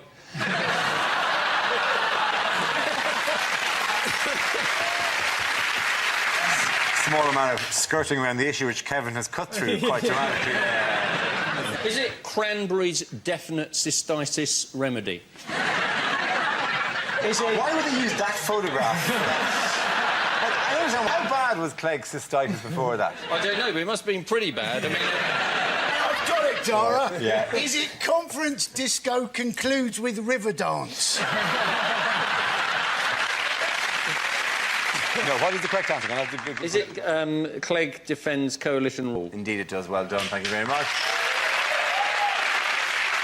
Yes, the answer I was looking for was Clegg defends coalition rule. This is the news that the Lib Dem leader Nick Clegg has faced criticism at the Lib Dem conference from party activists who are plagued by self-doubt and anxious about the party's future. But he's defended his role in the coalition and told party members to hold their nerve. How have the Lib Dem party members been reacting? Oh, they're furious. They've been shaving their beards off and wearing their sandals without their socks, and they've been writing Clegg is a traitor on the wall of the conference centre in their own hummus. Actually, it's not how the Liberals have reacted, it's how the Conservatives have reacted. They've been watching the television all week thinking why the work-experienced people got their own conference. That's the... It's not actually going terribly well for the Lib Dems, because Clegg's poll ratings now show that he is more popular with the opposition than with his own side, which makes him the Robert Greene of politics. There's a party activist described him as a mini-me conservative when he went to it. And another party stalwart said, I would trust you with my life, but can I trust you with my party? It's a rather screwed-up sense of priorities, to be honest with you. It's only the Lib Dems at the end of the day, you know? But apparently it's half their support has gone, hasn't it? And they're all saying it's because they've supported these spending cuts. They're basically talking that they're spending, you know, cutting too quickly and will now go into this double-dip recession. And you're thinking, double dip? You know, that is a term that is only ever used by economists and greedy people with nachos.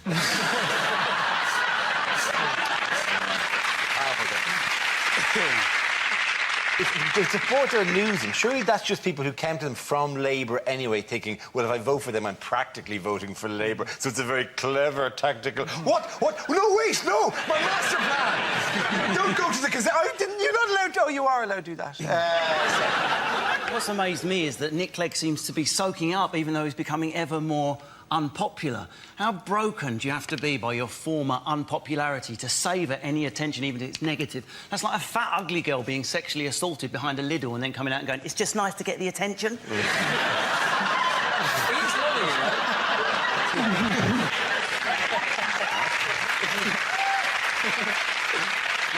That is the chair Frankie sat in, isn't it? It is.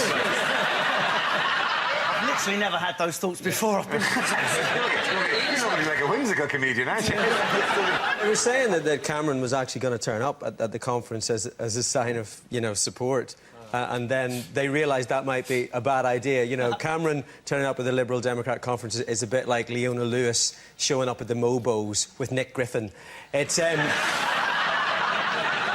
not really going to cut it. I like the idea of lots of Tories sneaking into the convention and going, well, we're in a coalition now, we might as well take some tuck along and have a day out. And then hear him talk about rescuing the poor and start heckling with quail's eggs. Take that, you Liberal. Have a tomato, that sunglass, you wanker. Take that himself.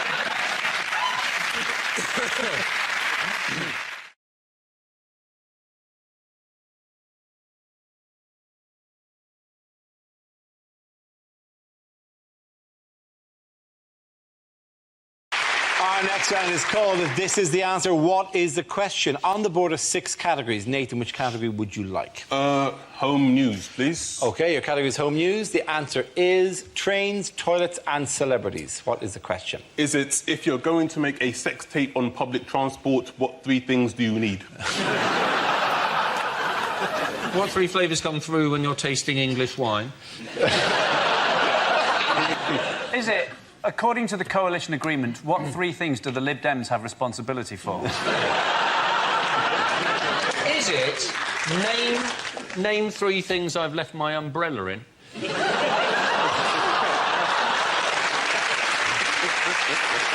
Is it 3 things you're probably best off not to lick clean? Is What is the name of Thomas the Tank Engine's no-holds-barred autobiography? Is it what Peter Andre says when he's asked what his daily routine is? Our trains, our toilets, and our celebrities. Is it what? Is it what? Is it high-pitched but not Australian anymore? Our trains, our toilets, our celebrities. I went to a voice coach to get rid of my Australian accent, and I can't help thinking she's done something wrong. I've been over in this country for a while, so I sometimes slip into both fucking accents.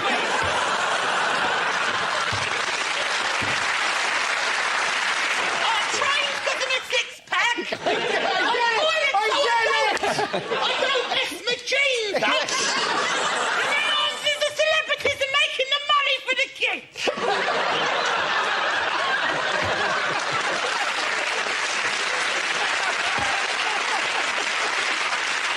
Does anyone have another answer?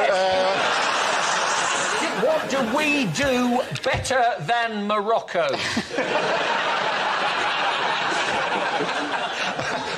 OK, can we have correct answer? Oh, I please? think I've got it. Oh, not the build-up to the correct answer, but go on. Is it name 3 things I've puked up on at the Edinburgh Festival?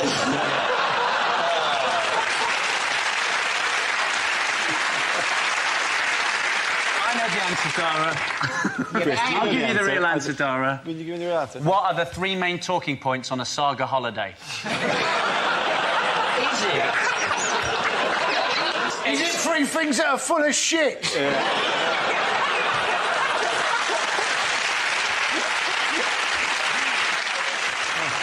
On the Peter Andre thing.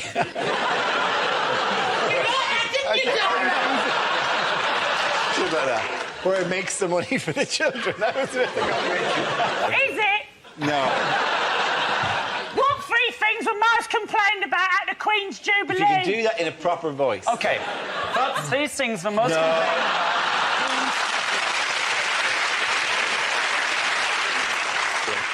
What 3 things were most complained about at the Queen's Jubilee? Very good. Thank you very much, Chris. That was very...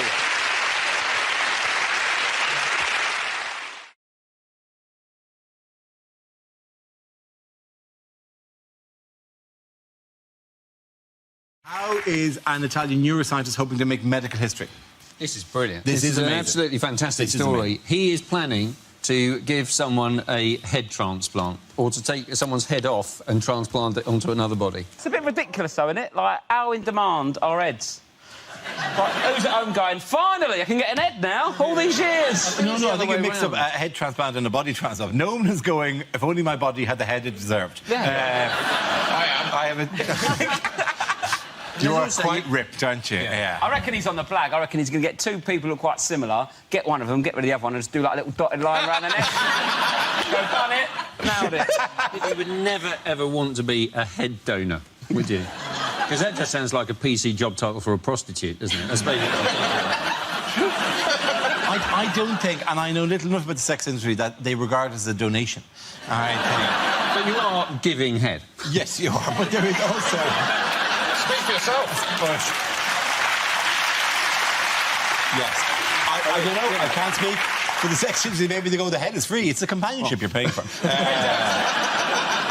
If you hadn't seen somebody for ages, Yeah. and whenever you had seen them, they'd always been in a wheelchair, and then you suddenly saw them walking along the street, you'd be quite freaked out by that, wouldn't you? Right? But it would not be as freaky as if you thought somebody had died and then you saw them walking along the street with exactly the same tattoos as the person who died. That would freak you right out, wouldn't it? Would there be an element of you would want... I don't know if you can request no tattoos, though. You'd wake up and be like, why is that pierced? Hello. I'm not married to Mabel. What the hell is this doing here? This is going to be awkward I love that your go-to name for a wife was Mabel. Yeah. It's actually Mary. I thought it was too Irish. I thought, I better pick something English. Mabel, that's a standard English name. Have you met my beautiful wife, Mabel? If you put a head on someone else's body, are heads gender specific? Do they have to go on the same... Oh, that's a very interesting question. Because I was thinking you'd have to find the match, wouldn't you? Sometimes a head is much too large for a body. So, for example, if your head was to go on Posh Spice, That would look ridiculous. She'd be lolling. She'd be lolling. I don't know which of it is. Would be lolling ferociously. I would be having some confusing feelings looking at that. I tell you that. Can enjoy this. Who'd you be blocking out? Who would you be blocking out? Seriously, Josh, be honest with me. Would you be blocking out me or Posh in this situation? Or would it be like those superhero mashup toys? Which Spice Girl would they choose then? Well, Posh, I think. No, they choose Scary because she's like, you know. I don't think they give you a catalogue of just the Spice Girls. I don't think it's... I've totally misunderstood the story. I don't think, I need a new body. Well, these are your 5 exact choices. Oh, that seems unusual.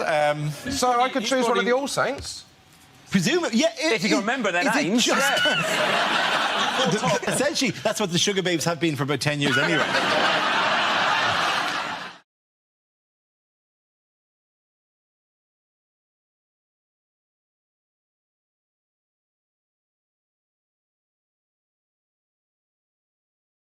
The next topic is the worst thing your new neighbour could say. What day do the bins go out round here? My wife's body's starting to stink. Well, looks like we got ourselves a fresh one.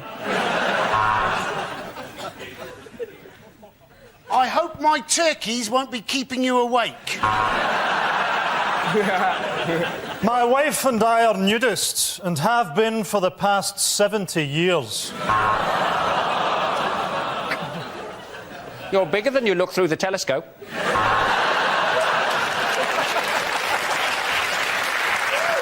Welcome to the street, or as we like to call it, the cul-de-sac of Christ. Do you like the music of what?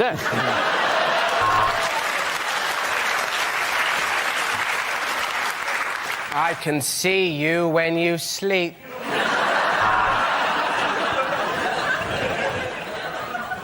Yes, that's right. The wife breeds Rottweilers, the children in a brass band, and I'm a paedophile.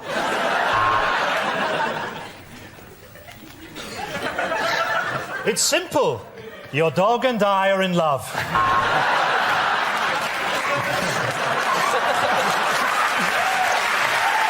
That's it, ladies and gentlemen. The winners of that round are Frankie, Hugh and Ron. Sit down, everyone.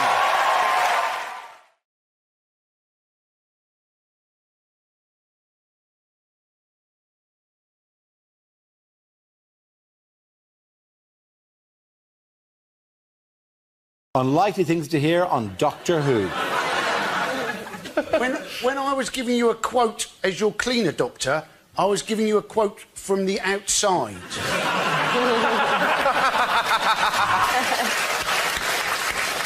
No, there isn't going to be a new Doctor.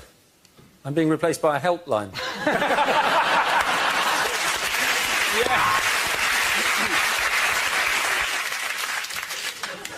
That is the last time we park the TARDIS outside the Portaloos at Glastonbury.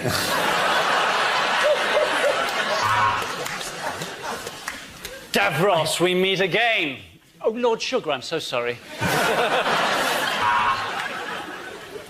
Hey, saw you from across the TARDIS, and I think I regenerated in my pants.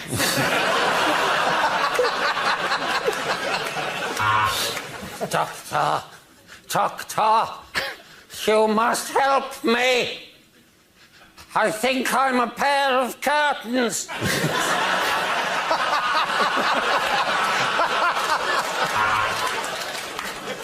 Tragic news about the Ood. There's been a terrible flood. They tried to escape into the wood, but it didn't do any good, and now they're all dooed.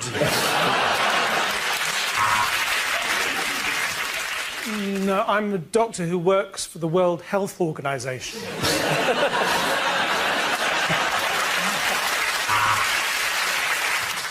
Yes, I mainly hang around young women. Yes, I was on television in the 1970s. Where are you going with this? You've got to believe me, Clara. This is our best chance. Now, unzip my flies and I'll explain later. Let's go forward in time by an hour. Then we get a quid off the pizza. Now, the first thing to remember on planet Xenon is turn off data roaming. We are 10 million years in the future. H.G. Wells has just got married. You are the doctor. I am the tracheotomy patient. I am the doctor. I am 1,200 years old. And this is my assistant, who's 27.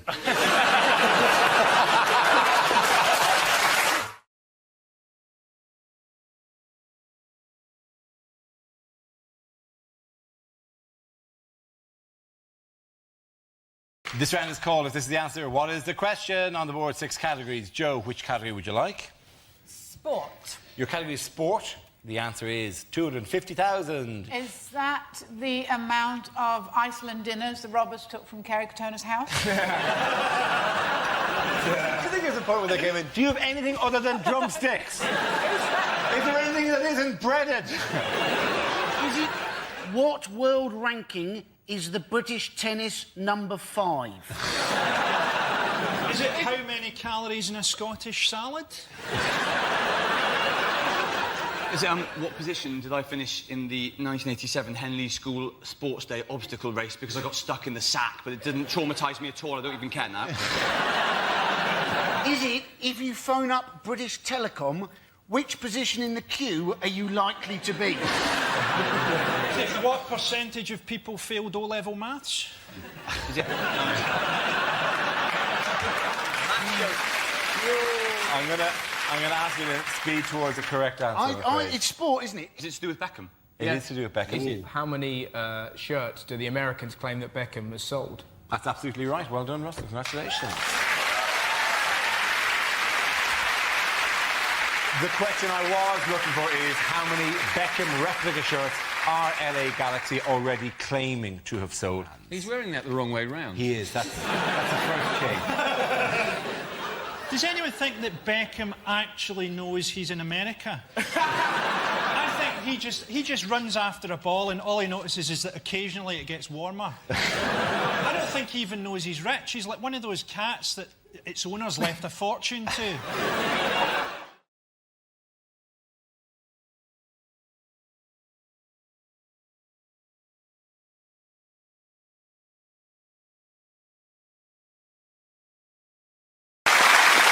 We start with a round called Picture of the Week. I show the panel a topical image and ask them to tell me what is happening. So, what's happening here?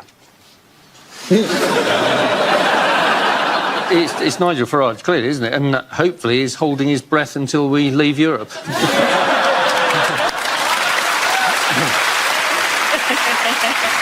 Has he just realised that wasn't a fart? Have you ever seen a cartoon and a cartoon character accidentally swallows an anvil? Do you think this is what the Nigel Farage novelty candle looks like when his neck begins to melt? To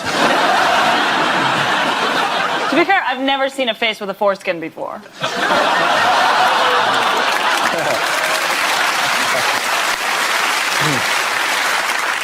I've never seen a foreskin. He looks like he's just come out of a toilet he's left an awful smell in. So is he saying, I'd leave means leave it a minute if I was...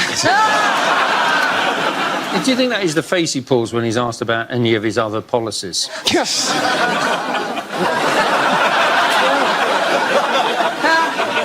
Is this CGI of what Homer Simpson would look like if he was a man?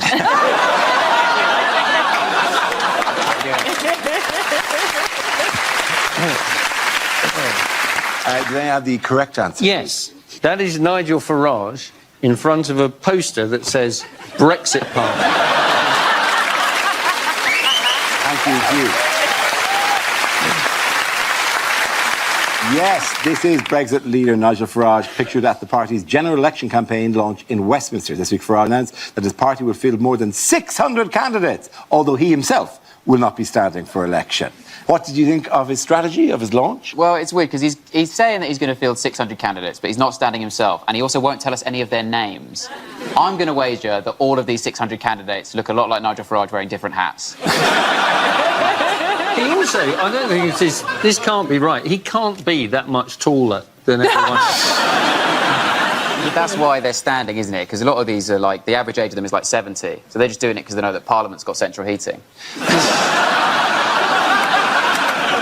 Yes, so 600 candidates. Not himself, though.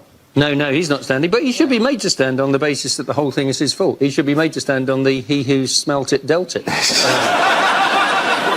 He shouldn't be in politics. He's a radio DJ.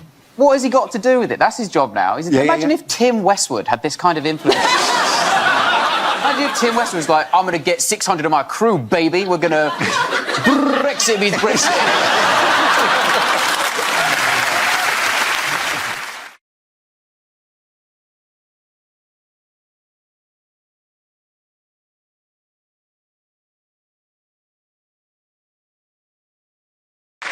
Now we come to scenes we'd like to see. So if everyone can make their way over to the performance area, I'll read out this week's topics, and then we'll see what our panelists can come up with.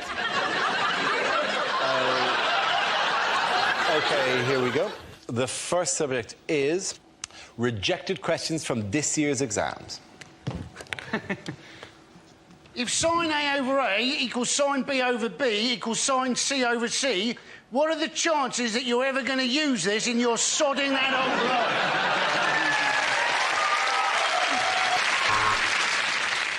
According to Germany, how much is Greece worth? 1 mark.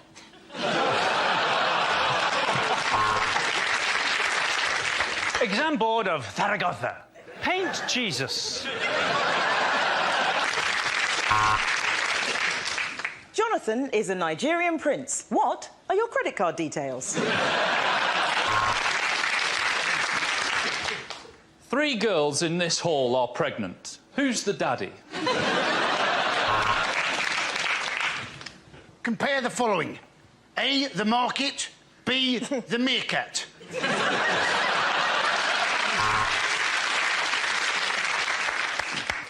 Heat the crystals until they produce a vapour. Inhale. The exam seems easier now, doesn't it?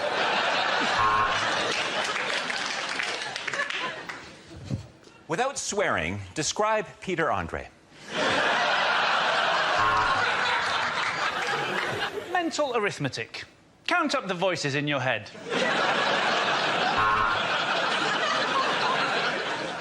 Using the paper provided, roll a joint and pass it round.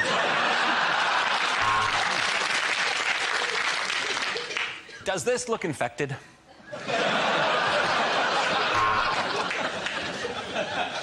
In the recent Olympics, Great Britain won 3 times as many gold medals as Australia. That's not a question, just a statement.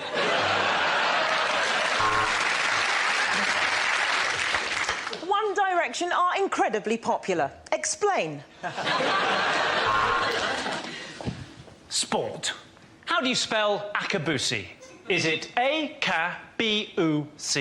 Yes or no? If Steve eats 2 apples, an orange and a banana, why is he such a fat fucker?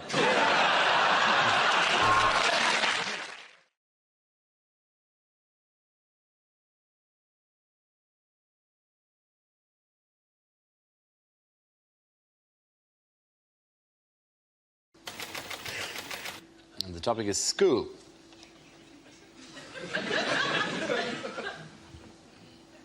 That last bloke was a bit weird, wasn't he?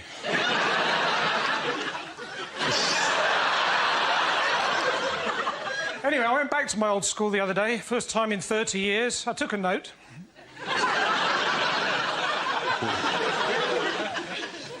Teacher said, so, Jones, what have you done with your life? I said, oh, I'm just Britain's top Ofsted inspector. They were a lot nicer to me after that. I was there for the funeral of my old science teacher. They asked me to say a few words, so I did. Method. We put the coffin in the crematorium.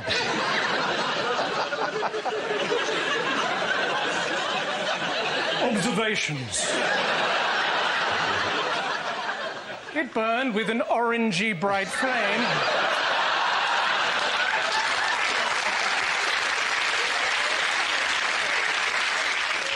Conclusion. No more homework. Well done. Pointing out to the Mick and Jones. Very good. It was back. Very good.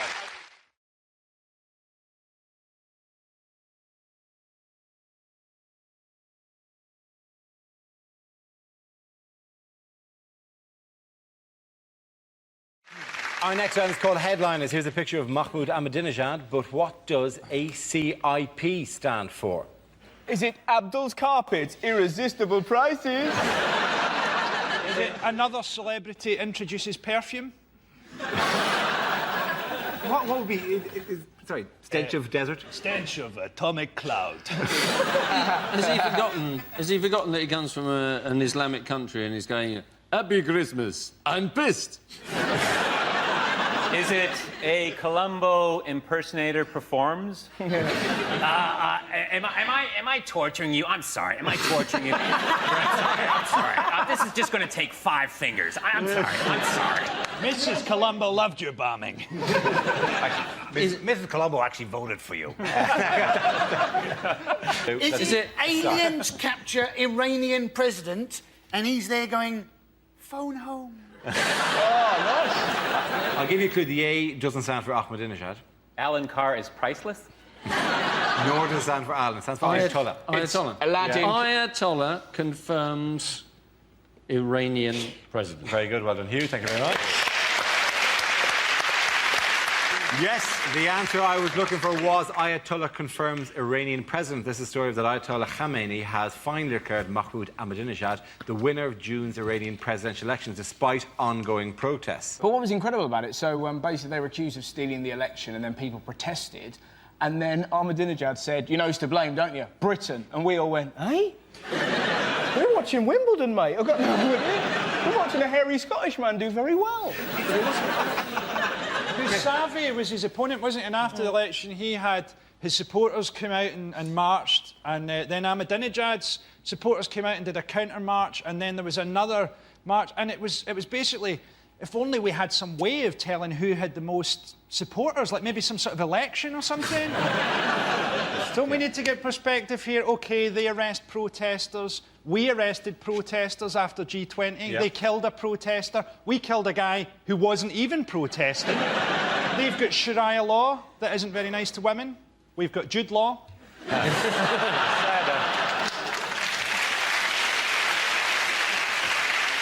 How did you come to the attention of a lot of people over here? Twitter. They use Twitter. We use It was a Twitter and beautiful, Facebook. it was a beautiful story about that when Ahmadinejad. It's not a name that you can't pronounce, but it's a name that you have to think about just before you pronounce. Yes. He probably thinks that everybody's just incredibly dramatic. Hello, President Ahmadinejad. Why is everybody so arch in Iran? I don't know, President Ahmadinejad. What was amazing about the Twitter story was that because they're so scared of protesting, that the way they were going to protest, when Ahmadinejad was going to be on TV, they were going to put on every household appliance so that they could try and cause a blackout to get him off telly. Isn't that beautiful? He's on, put on the kettle, plug in the Hoover. You're there sat there with your Tetleys going, I'm part of a revolution. All Twitter was all obviously on one side until Ahmadinejad himself went on Twitter and he tweeted, hey everybody, some crazy stories about the election. Basavi got pwned. Mega lols. And all these are bad. Like, this is the endorsement. For God, I'm sorry. This is a sense of scale. This is a country that aspires towards nuclear weaponry. This is their presidential endorsement. That's a raffle at a school hall, right? I actually played that club, and it's very distracting with those 3 guys behind it. He also doesn't seem to have any feet. Where have his feet gone?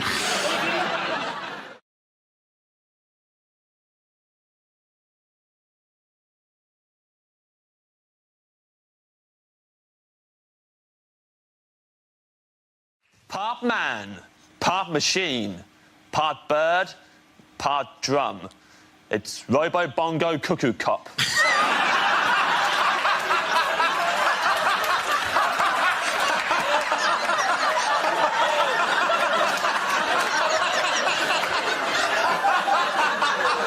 you very much. Is it? Yeah. How many times have I dropped a bath bomb in a lemonade? It was that good, was it? Put it this way, mate, you don't do it twice. I think... Serious suggestion here. Oh, yeah. Hello, by the way. I realise I haven't said hello to you today. Hello, James. Good to see you. Hello, good to see you all. My main point... I would like to compliment you on managing to find a jumper. This is the exact same colour as your hair. Thank you. It's very good. And my shirt. And your shirt. I'm working on my skin. I'm hoping this soon I can just be completely in mustard and then hide in Coleman's. Not to seem, you know, churlish, but can we return to the topic at hand? Absolutely. Can you remember what the topic was? Trump's got to be careful with all these lies, man. It gets you in trouble. Let me tell you a story, Dara. I'm always happy for about James' a little story time. boy named Pinocchio. He was a little wooden puppet who came to life because he was possessed by a demon. And he would go around and he would lie to everyone because of the devil. And then all the villagers, they put him on a bonfire and they burnt his soul to ash. And Trump should learn, you never trust a puppet. And we've all learnt an important lesson there. You fucking idiot.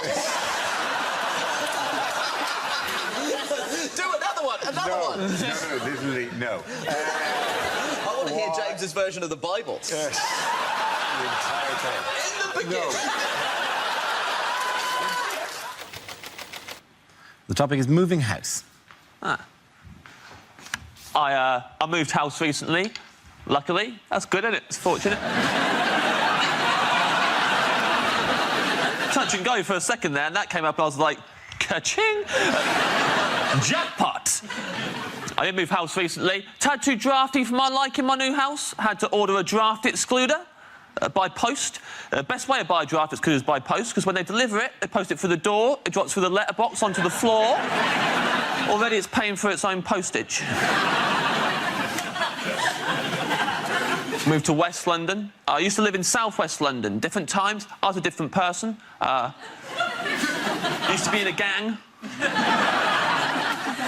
Big time in a gang. SW6 gang is our name. It's the area of London we're from, is our name. And it's what we'd shout at other gangs we didn't like much. Like, if I saw the SW5 gang, for example, we'd shout at them, SW6! That's clever.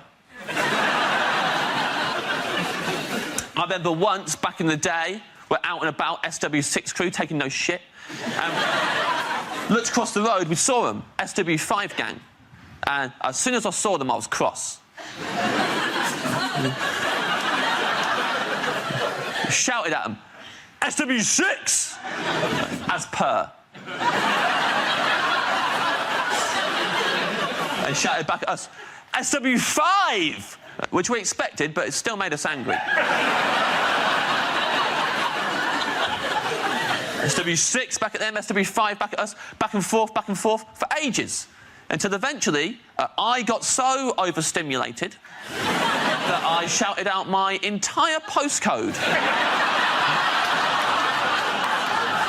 In full, and that is why I had to move house. Rivalry between the two of them, because they're both brothers, and I think we can all relate to that. We can all relate to it. I have a massive rivalry with Prince William. Why don't you get on with him? He started it, mate. He's a dick. Don't ask me. I'm quite nice to him. Where'd you meet him? Well, Lidl. Lidl? You can pretty much find anything in Lidl. Including the future King of England. And he was next to a Polly Pocket and a waffle machine. And was this Lidl in the 80s? Yeah. Polly Pocket and a waffle machine. Yeah, Polly Pocket, a waffle maker. Why we're playing Prince William and some raisins, and I said... Sorry, you sound like someone at the end of the Generation game failing to remember the items. Yeah. toy knocking about. Okay, we apparently have to move on. I mean, flying. He was in mid-flow. I know, I'm sorry. I mean, tell them, you just trust me, I'm building up to something. I'm watching a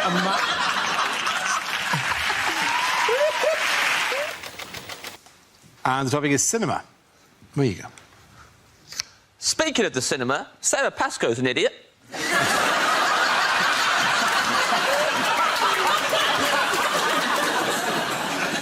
Love going to the cinema. My favourite film I ever saw at the cinema was the Eddie Redmayne classic, The Theory of Everything. I loved it. It should have been called Look Who's Hawking. That's my only criticism. Nobody's perfect. Worst part of going to the cinema is other people. Easily. I'm sitting there. King of the Jerks is behind me. This really angry man. Had a go at me at one point because I was snacking. Get over yourself, Grandad. I'll do what I like. In his defence, I was eating a big bag of fortune cookies. Cracking them open, reading them out loud. It was disruptive. It was disruptive. End of this film, man behind me goes, ugh, that's 2 hours of my life I'm not getting back. I thought, oh, got some bad news for this guy. Every hour of your life. Now you're never getting back. They're gone forever. Time is not refundable. Death is the end. And I know that because 5 minutes earlier, I'd read it in a fortune cookie. Parties. Who wants to go into that? James. I went to a surprise party recently with my friend Darryl. We were all in his living room, all of us, in the dark, hiding. His girlfriend turned to us all. She went, right, he's going to be here in a minute. When he gets in, everyone jump out, yell surprise, and that will be really surprising. I argued it'd be a lot more surprising if instead of making all that commotion, we all just stood there in his living room in the dark, just...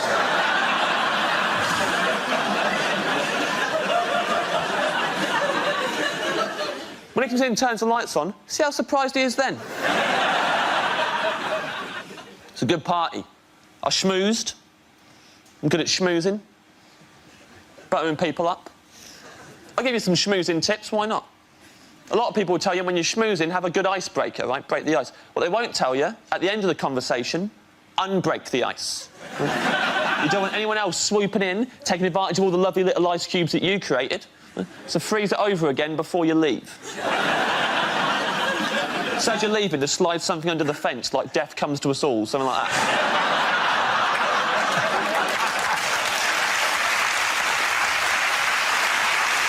At the minute, the whole thing's even more confusing than it has been. That's why all this is going... The whole in-and-out thing, I think everyone's finding it difficult. Yep.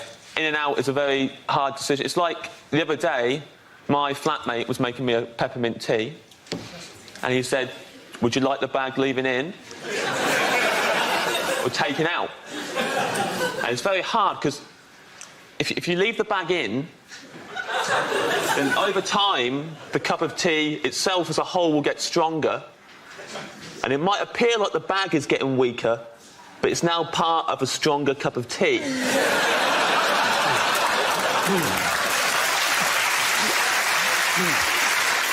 Whereas, if you take the bag out, the tea's now quite weak, and the bag itself goes directly in the bin. That may be the smartest thing anyone has said in the last 2 months. And the subject is food. I'm trying to eat more healthily lately. I bought some ready-to-eat apricots this week. They say you are what you eat, which is true, because as soon as I bought the ready-to-eat apricots, I was ready to eat apricots.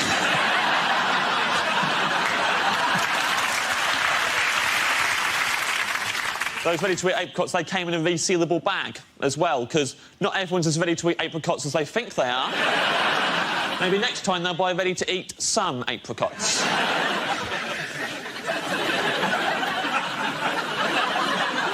I know shitloads about bread.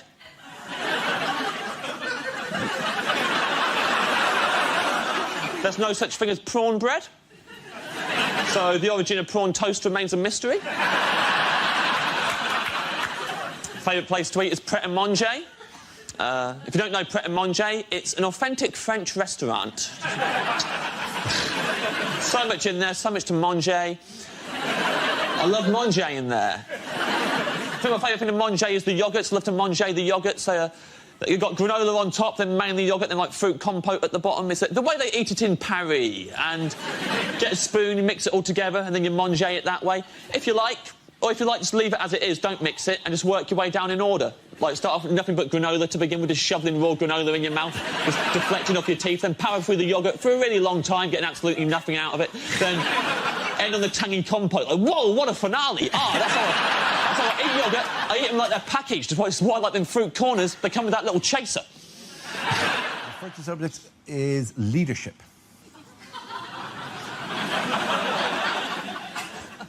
Leadership looks fun, but it's stressful. Just look at anyone leading a conga. On the outside, it looks brilliant, having a great time all the time. Just...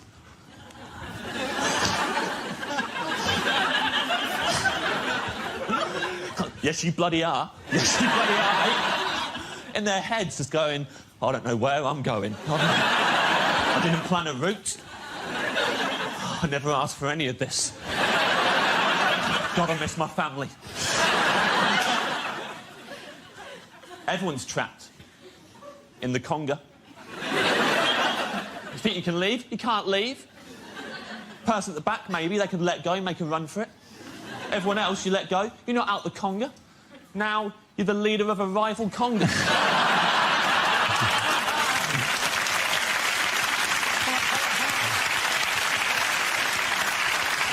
Now you've got turf wars to worry about. Worst case scenario, you're second from the back, you let go. The one person behind you loves congas, isn't giving up for anyone. And trying to mingle at the party with a maniac on your hips. Have a serious discussion about the Lib Dem conference and still going hell for leather. You'd have to go swimming just to get rid of them. Never going to lead a conga. Never going to lead a Three Cheers either. I don't know who these lunatics are. I don't know where you acquire that level of confidence. Just get up in a room full of people. 3 cheers for Jackie, hip hip. What if everyone goes, no? Not 3 cheers for Jackie, she's an unpleasant person. How about no cheers for Jackie? Hip hip, shut up.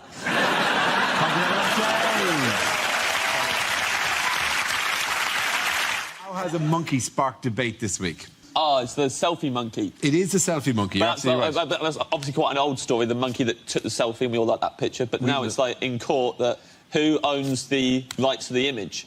Yep. And some people, it's debates whether it's the photographer who owned the camera and left it there for the monkey to play with, or if it is the monkey who owns the right to a photo it didn't know it was taken. But the monkey's not going to have a career as a photographer. I'm not going to go to a wedding and they're going to go, where's the photographer? Masturbating and throwing shit at the bridesmaids.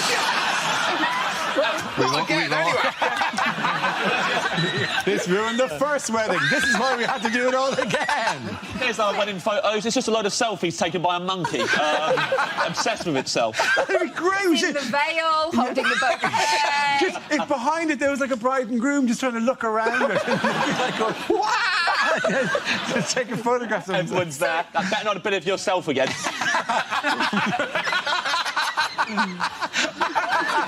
You doing a selfie again, selfie monkey? just wasting everyone's time.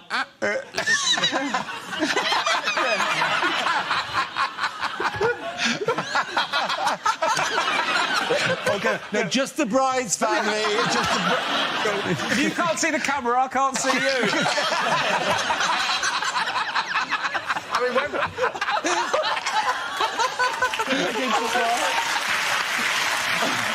And it's food and drink. I'm not like Rob. I don't like going out getting drunk. I like staying in. I drink on my own. Well, cooler, man. I lock the door, I get myself a glass of punch. Is that weird? I drink punch on my own. Is that strange? I drink it from a big punch bowl with a ladle in it in the corner of my bedroom. Is that weird? I don't know what other people do. People are always worried about punch getting spiked. Solo punch, problem solved. Not to spike myself, unless it's Fun Time Thursdays.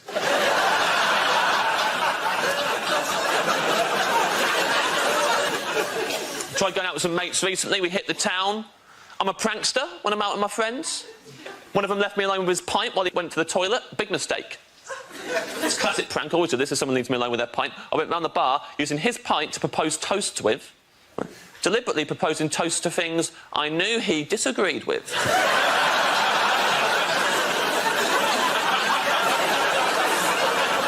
He comes back, has a sip. What you done with that? I'm like, ha ha. You just drank to the service charge being included in the bill. You just drank to those bedside lamps that don't have the switch on the cord like is convenient, but have it on the neck of the lamp under the bulb. It's like a bolt you have to somehow slide across, and you can't even reach it like that. You get your whole hand up inside the lampshade, and it hurts. It's really awkward. You can't even see it. You got to look at the top of the lampshade to see what you're doing, and then you turn it on and it blinds you. You just drank to those lamps. You love those lamps. Thank you very much. OK, here we go. The subject is rejected exam questions. Which of the following is a quote by Winston Churchill? A, we will fight them on the beaches. B, goddamn, I love these peaches. C...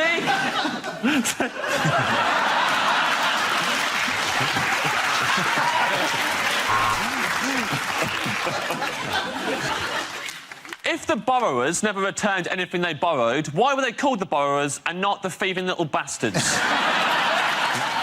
Which of the following is a quote by Winston Churchill? A, we will fight them on the beaches. B, goddamn, I love these peaches. So I can't do that. It doesn't make me laugh too much. I love, goddamn, I love these peaches so much.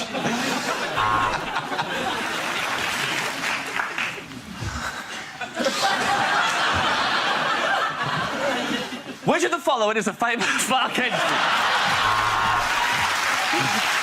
OK, the next topic is things you wouldn't hear on a train. Now an announcement for the people who insist on sitting the way the train is moving because sitting backwards feels weird. You're weird.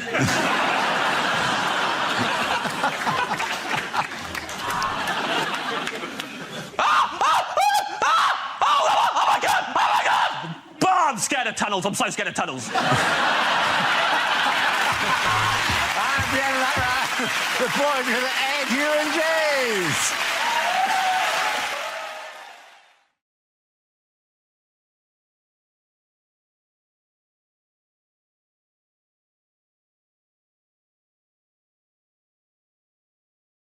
OK, here we go. The first subject is lines you wouldn't hear in a TV detective show.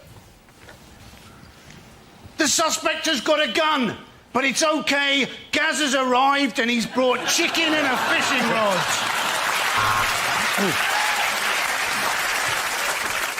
I'm not doing it. This is a midwinter murder. It's freezing. It's not in the contract.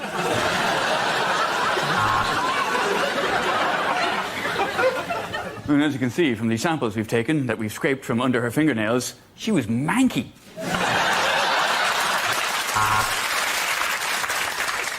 He were a policeman that got hit by a car and thought that he'd woken up in 1970. He were wrong. It were present day. This is CSI Hull. Sergeant, if you look closely, there are semen stains all over these bed sheets. Let's book into the Holiday Inn instead.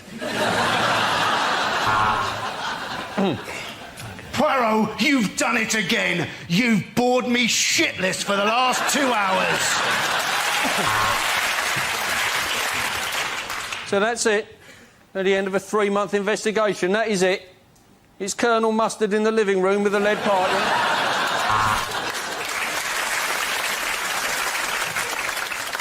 Inspector, has anyone ever said that you look an awful lot like David Jason from Only Fools and Horses?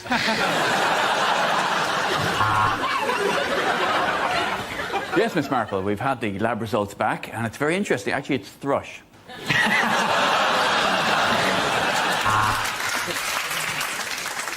He fits the profile. This is going to be a really boring episode of Hole in the Wall.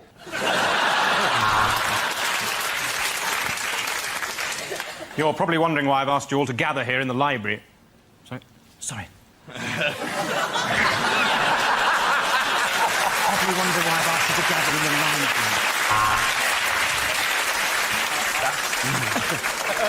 It's the TV presenter Noel Edmonds. Have you any idea why he was killed? It's the TV presenter Noel Edmonds.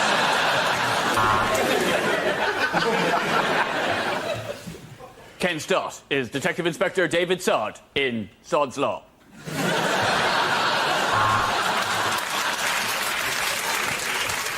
Well, we know now who's responsible for the killing. It's society, yeah? Yeah, you want to think about that,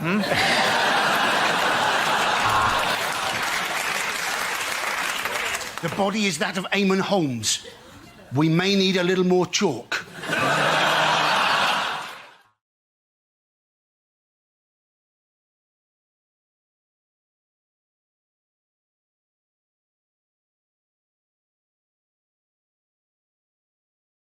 Okay, here we go. The first subject is unlikely things to read in a political memoir. So we were playing Truth or Dare, and I didn't want to tell the truth, so I shagged Edwina Curry.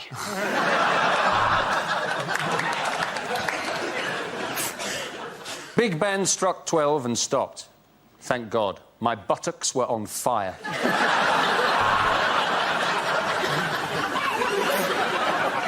I thought I'd pressed the button that summoned the tea lady. Imagine my surprise when it turned out I'd bombed Russia.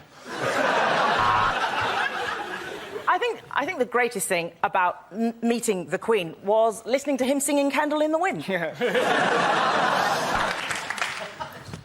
Say what you like about Robert Mugabe, but that moustache makes all the difference to foreplay.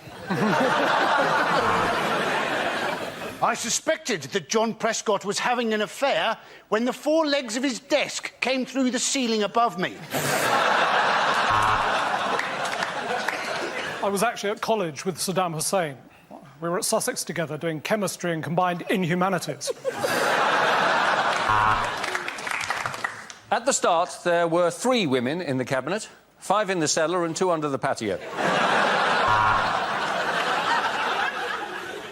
Deciding to go to war was one of the tensest games of eeny, meeny, miny, mo I have ever played. We'd sometimes break up boring cabinet meetings by convincing David Blunkett he was black.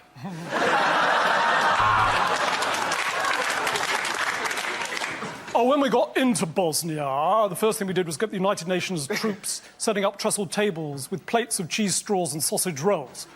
But it turns out we were supposed to provide a buffer, not a buffet.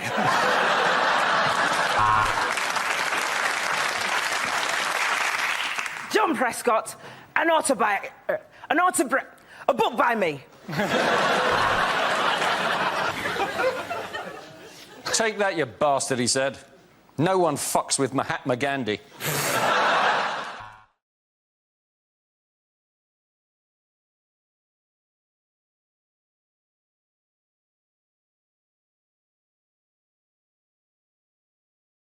First subject is technology. Who wants to come in that? Josh. I don't want to brag, but I've got a new debit card, so... Yeah, I know, I've one of the old touchy-downy... If you haven't got one of these, you have not lived, my friends. Oh, my God, never did you feel so smug in your life. Well, there you go. How would you like to pay? Just half, mate. See you later. What am I off? The future. Thing is, you get used to it. You can't go back. You're going somewhere now. Well, they haven't got the technology. Do you want to just put in your PIN number? Are you kidding me? Do you expect me to stand here for 4 seconds pushing buttons? What is this, a Victorian workhouse? No, I'm sorry, Marks and Spencers, no. I'll be getting my Percy Pigs elsewhere in future. The worst is when you think they have the touchdown technology, but they haven't. You look like you've never used a debit card before in your life. How do you like to pay? You're just going...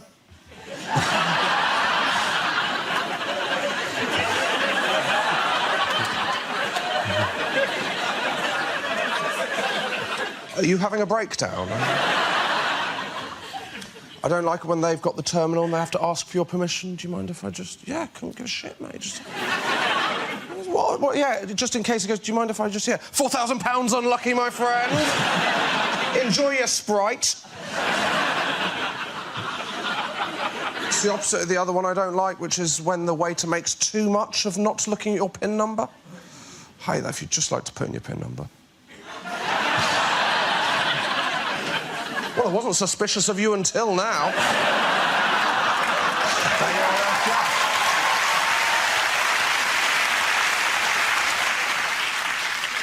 OK, that leaves us with James. Let's see what you've been left with. Let's spin the wheel.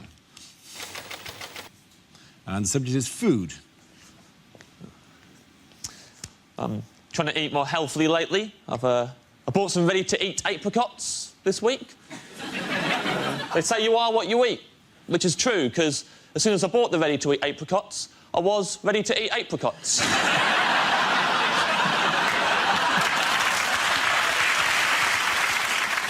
Those ready-to-eat apricots, they came in a resealable bag as well, because not everyone's as ready to eat apricots as they think they are. Maybe next time they'll buy ready-to-eat some apricots.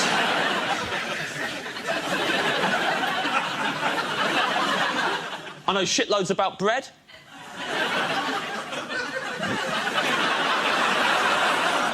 There's no such thing as prawn bread. So the origin of prawn toast remains a mystery. Favourite place to eat is Pret a Manger. If you don't know Pret a Manger, it's an authentic French restaurant. So much in there, so much to manger. I love manger in there. I think my favourite thing to manger is the yoghurts. I love to manger the yoghurts. You've got granola on top, then mainly yoghurt, then like fruit compote at the bottom. It's the way they eat it in Paris. And get a spoon, you mix it all together, and then you manger it that way. If you like. Or if you like, just leave it as it is, don't mix it, and just work your way down in order. Like, start off with nothing but granola to begin with, just shoveling raw granola in your mouth, just deflecting off your teeth, then power through the yoghurt for a really long time, getting absolutely nothing out of it, then end on the tangy compote. Like, whoa, what a finale! That's how I eat yoghurt. I eat them like they're packaged. That's why I like them fruit corners. They come with that little chaser. Thank you very much. At the end of that round, the points go to James Acaster.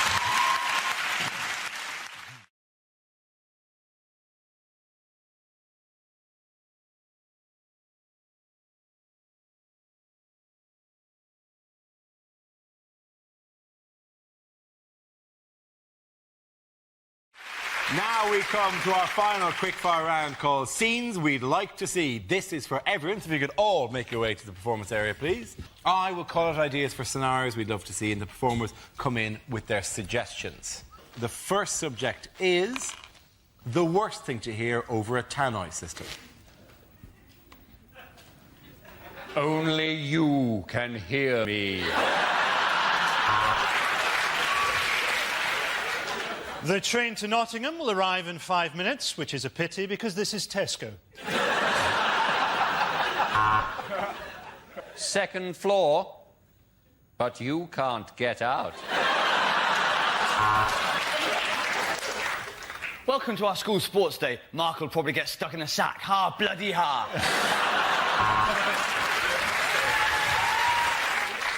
Can somebody come to the salami slicer, please?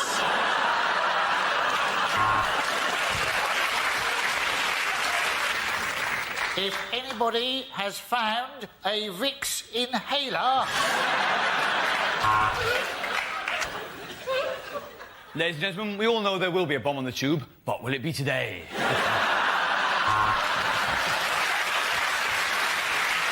The lift doors are closing, leaving you trapped in an airless, windowless coffin, hurtling downwards at 100 miles an hour.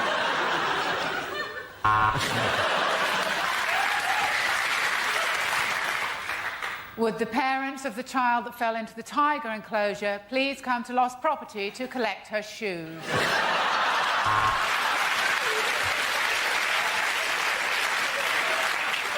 The plane's about to land in Glasgow. Passengers are reminded to set their watches back 25 years.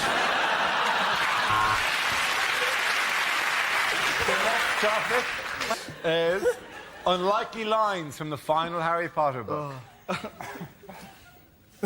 Don't worry, Hermione, I can get rid of it. Chlamydia disappearo.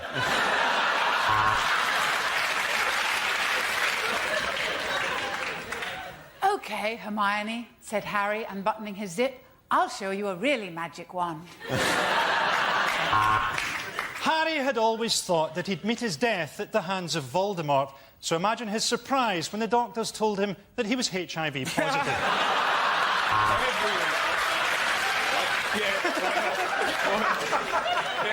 No, there is no post today, said Ron. The Owls are on a one-day strike over pay and conditions. Midway through the orgy, Ron winked at Harry. This is better than Quidditch, his eyes seemed to say. It was a magic mirror that showed the future, and in it, Harry seemed to be a 30-year-old actor appearing in something called The Bill. Get the snitch, said Harry. I'll tie him down and you can drill through his kneecaps. As the old man stood in front of him in his robes, clutching his wand, Harry regretted transferring to Catholic school.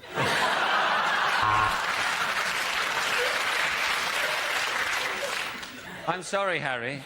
I'm having a baby, and it's yours, said Professor McGonagall. Then Harry said something, Hermione said something. Oh, who cares? I'm minted.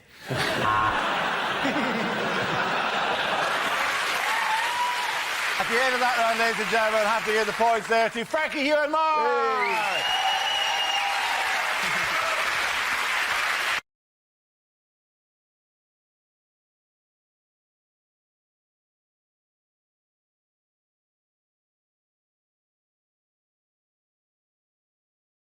Lines you wouldn't hear in a TV detective show.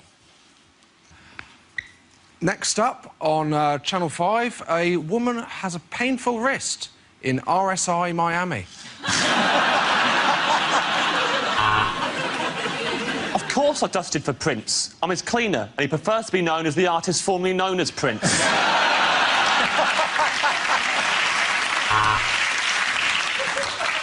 How did I recognise him from just his genitalia? The red and blue paisley pyjamas around the outside. For dental thinking leopold, den plinken planken, leer control wel contivel. Voelt je knapal, utebel contal. Do you not speak Danish?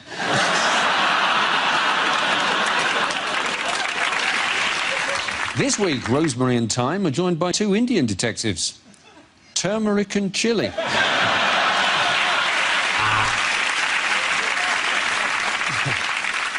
You're going to arrest me for making lewd and childish innuendos? I hope you don't expect me to come quietly.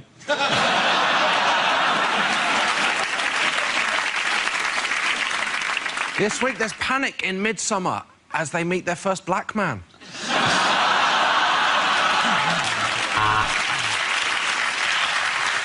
Ah, you said it was a whodunit. Yeah, we arrested Hugh Dennis.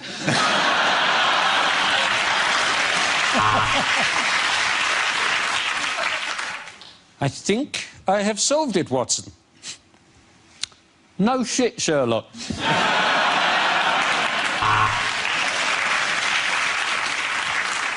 There has been a heinous crime committed on the Orient Express. Somebody has done a shit while the train was still in a station.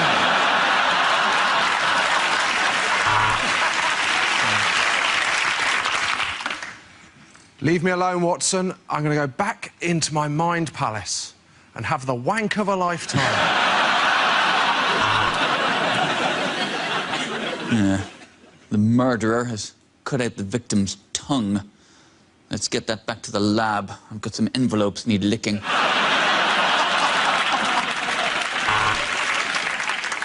Now, Constable, the fact that you've had to redo the chalk outline 17 times should surely be an indication that the victim is still alive.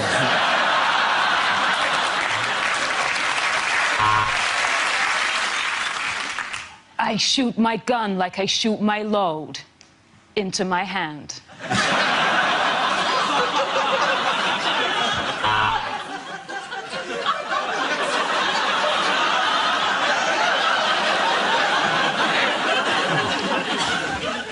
You're under arrest. You're not obliged to say anything, but anything you do say means you'll be an actor rather than an extra and you get paid a bit more.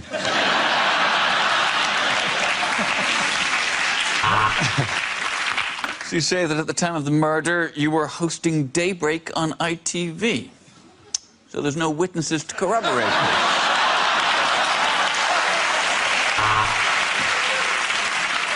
Hello, we're the fashion police. Let's see the body. Oh, blue with green. He deserves to die.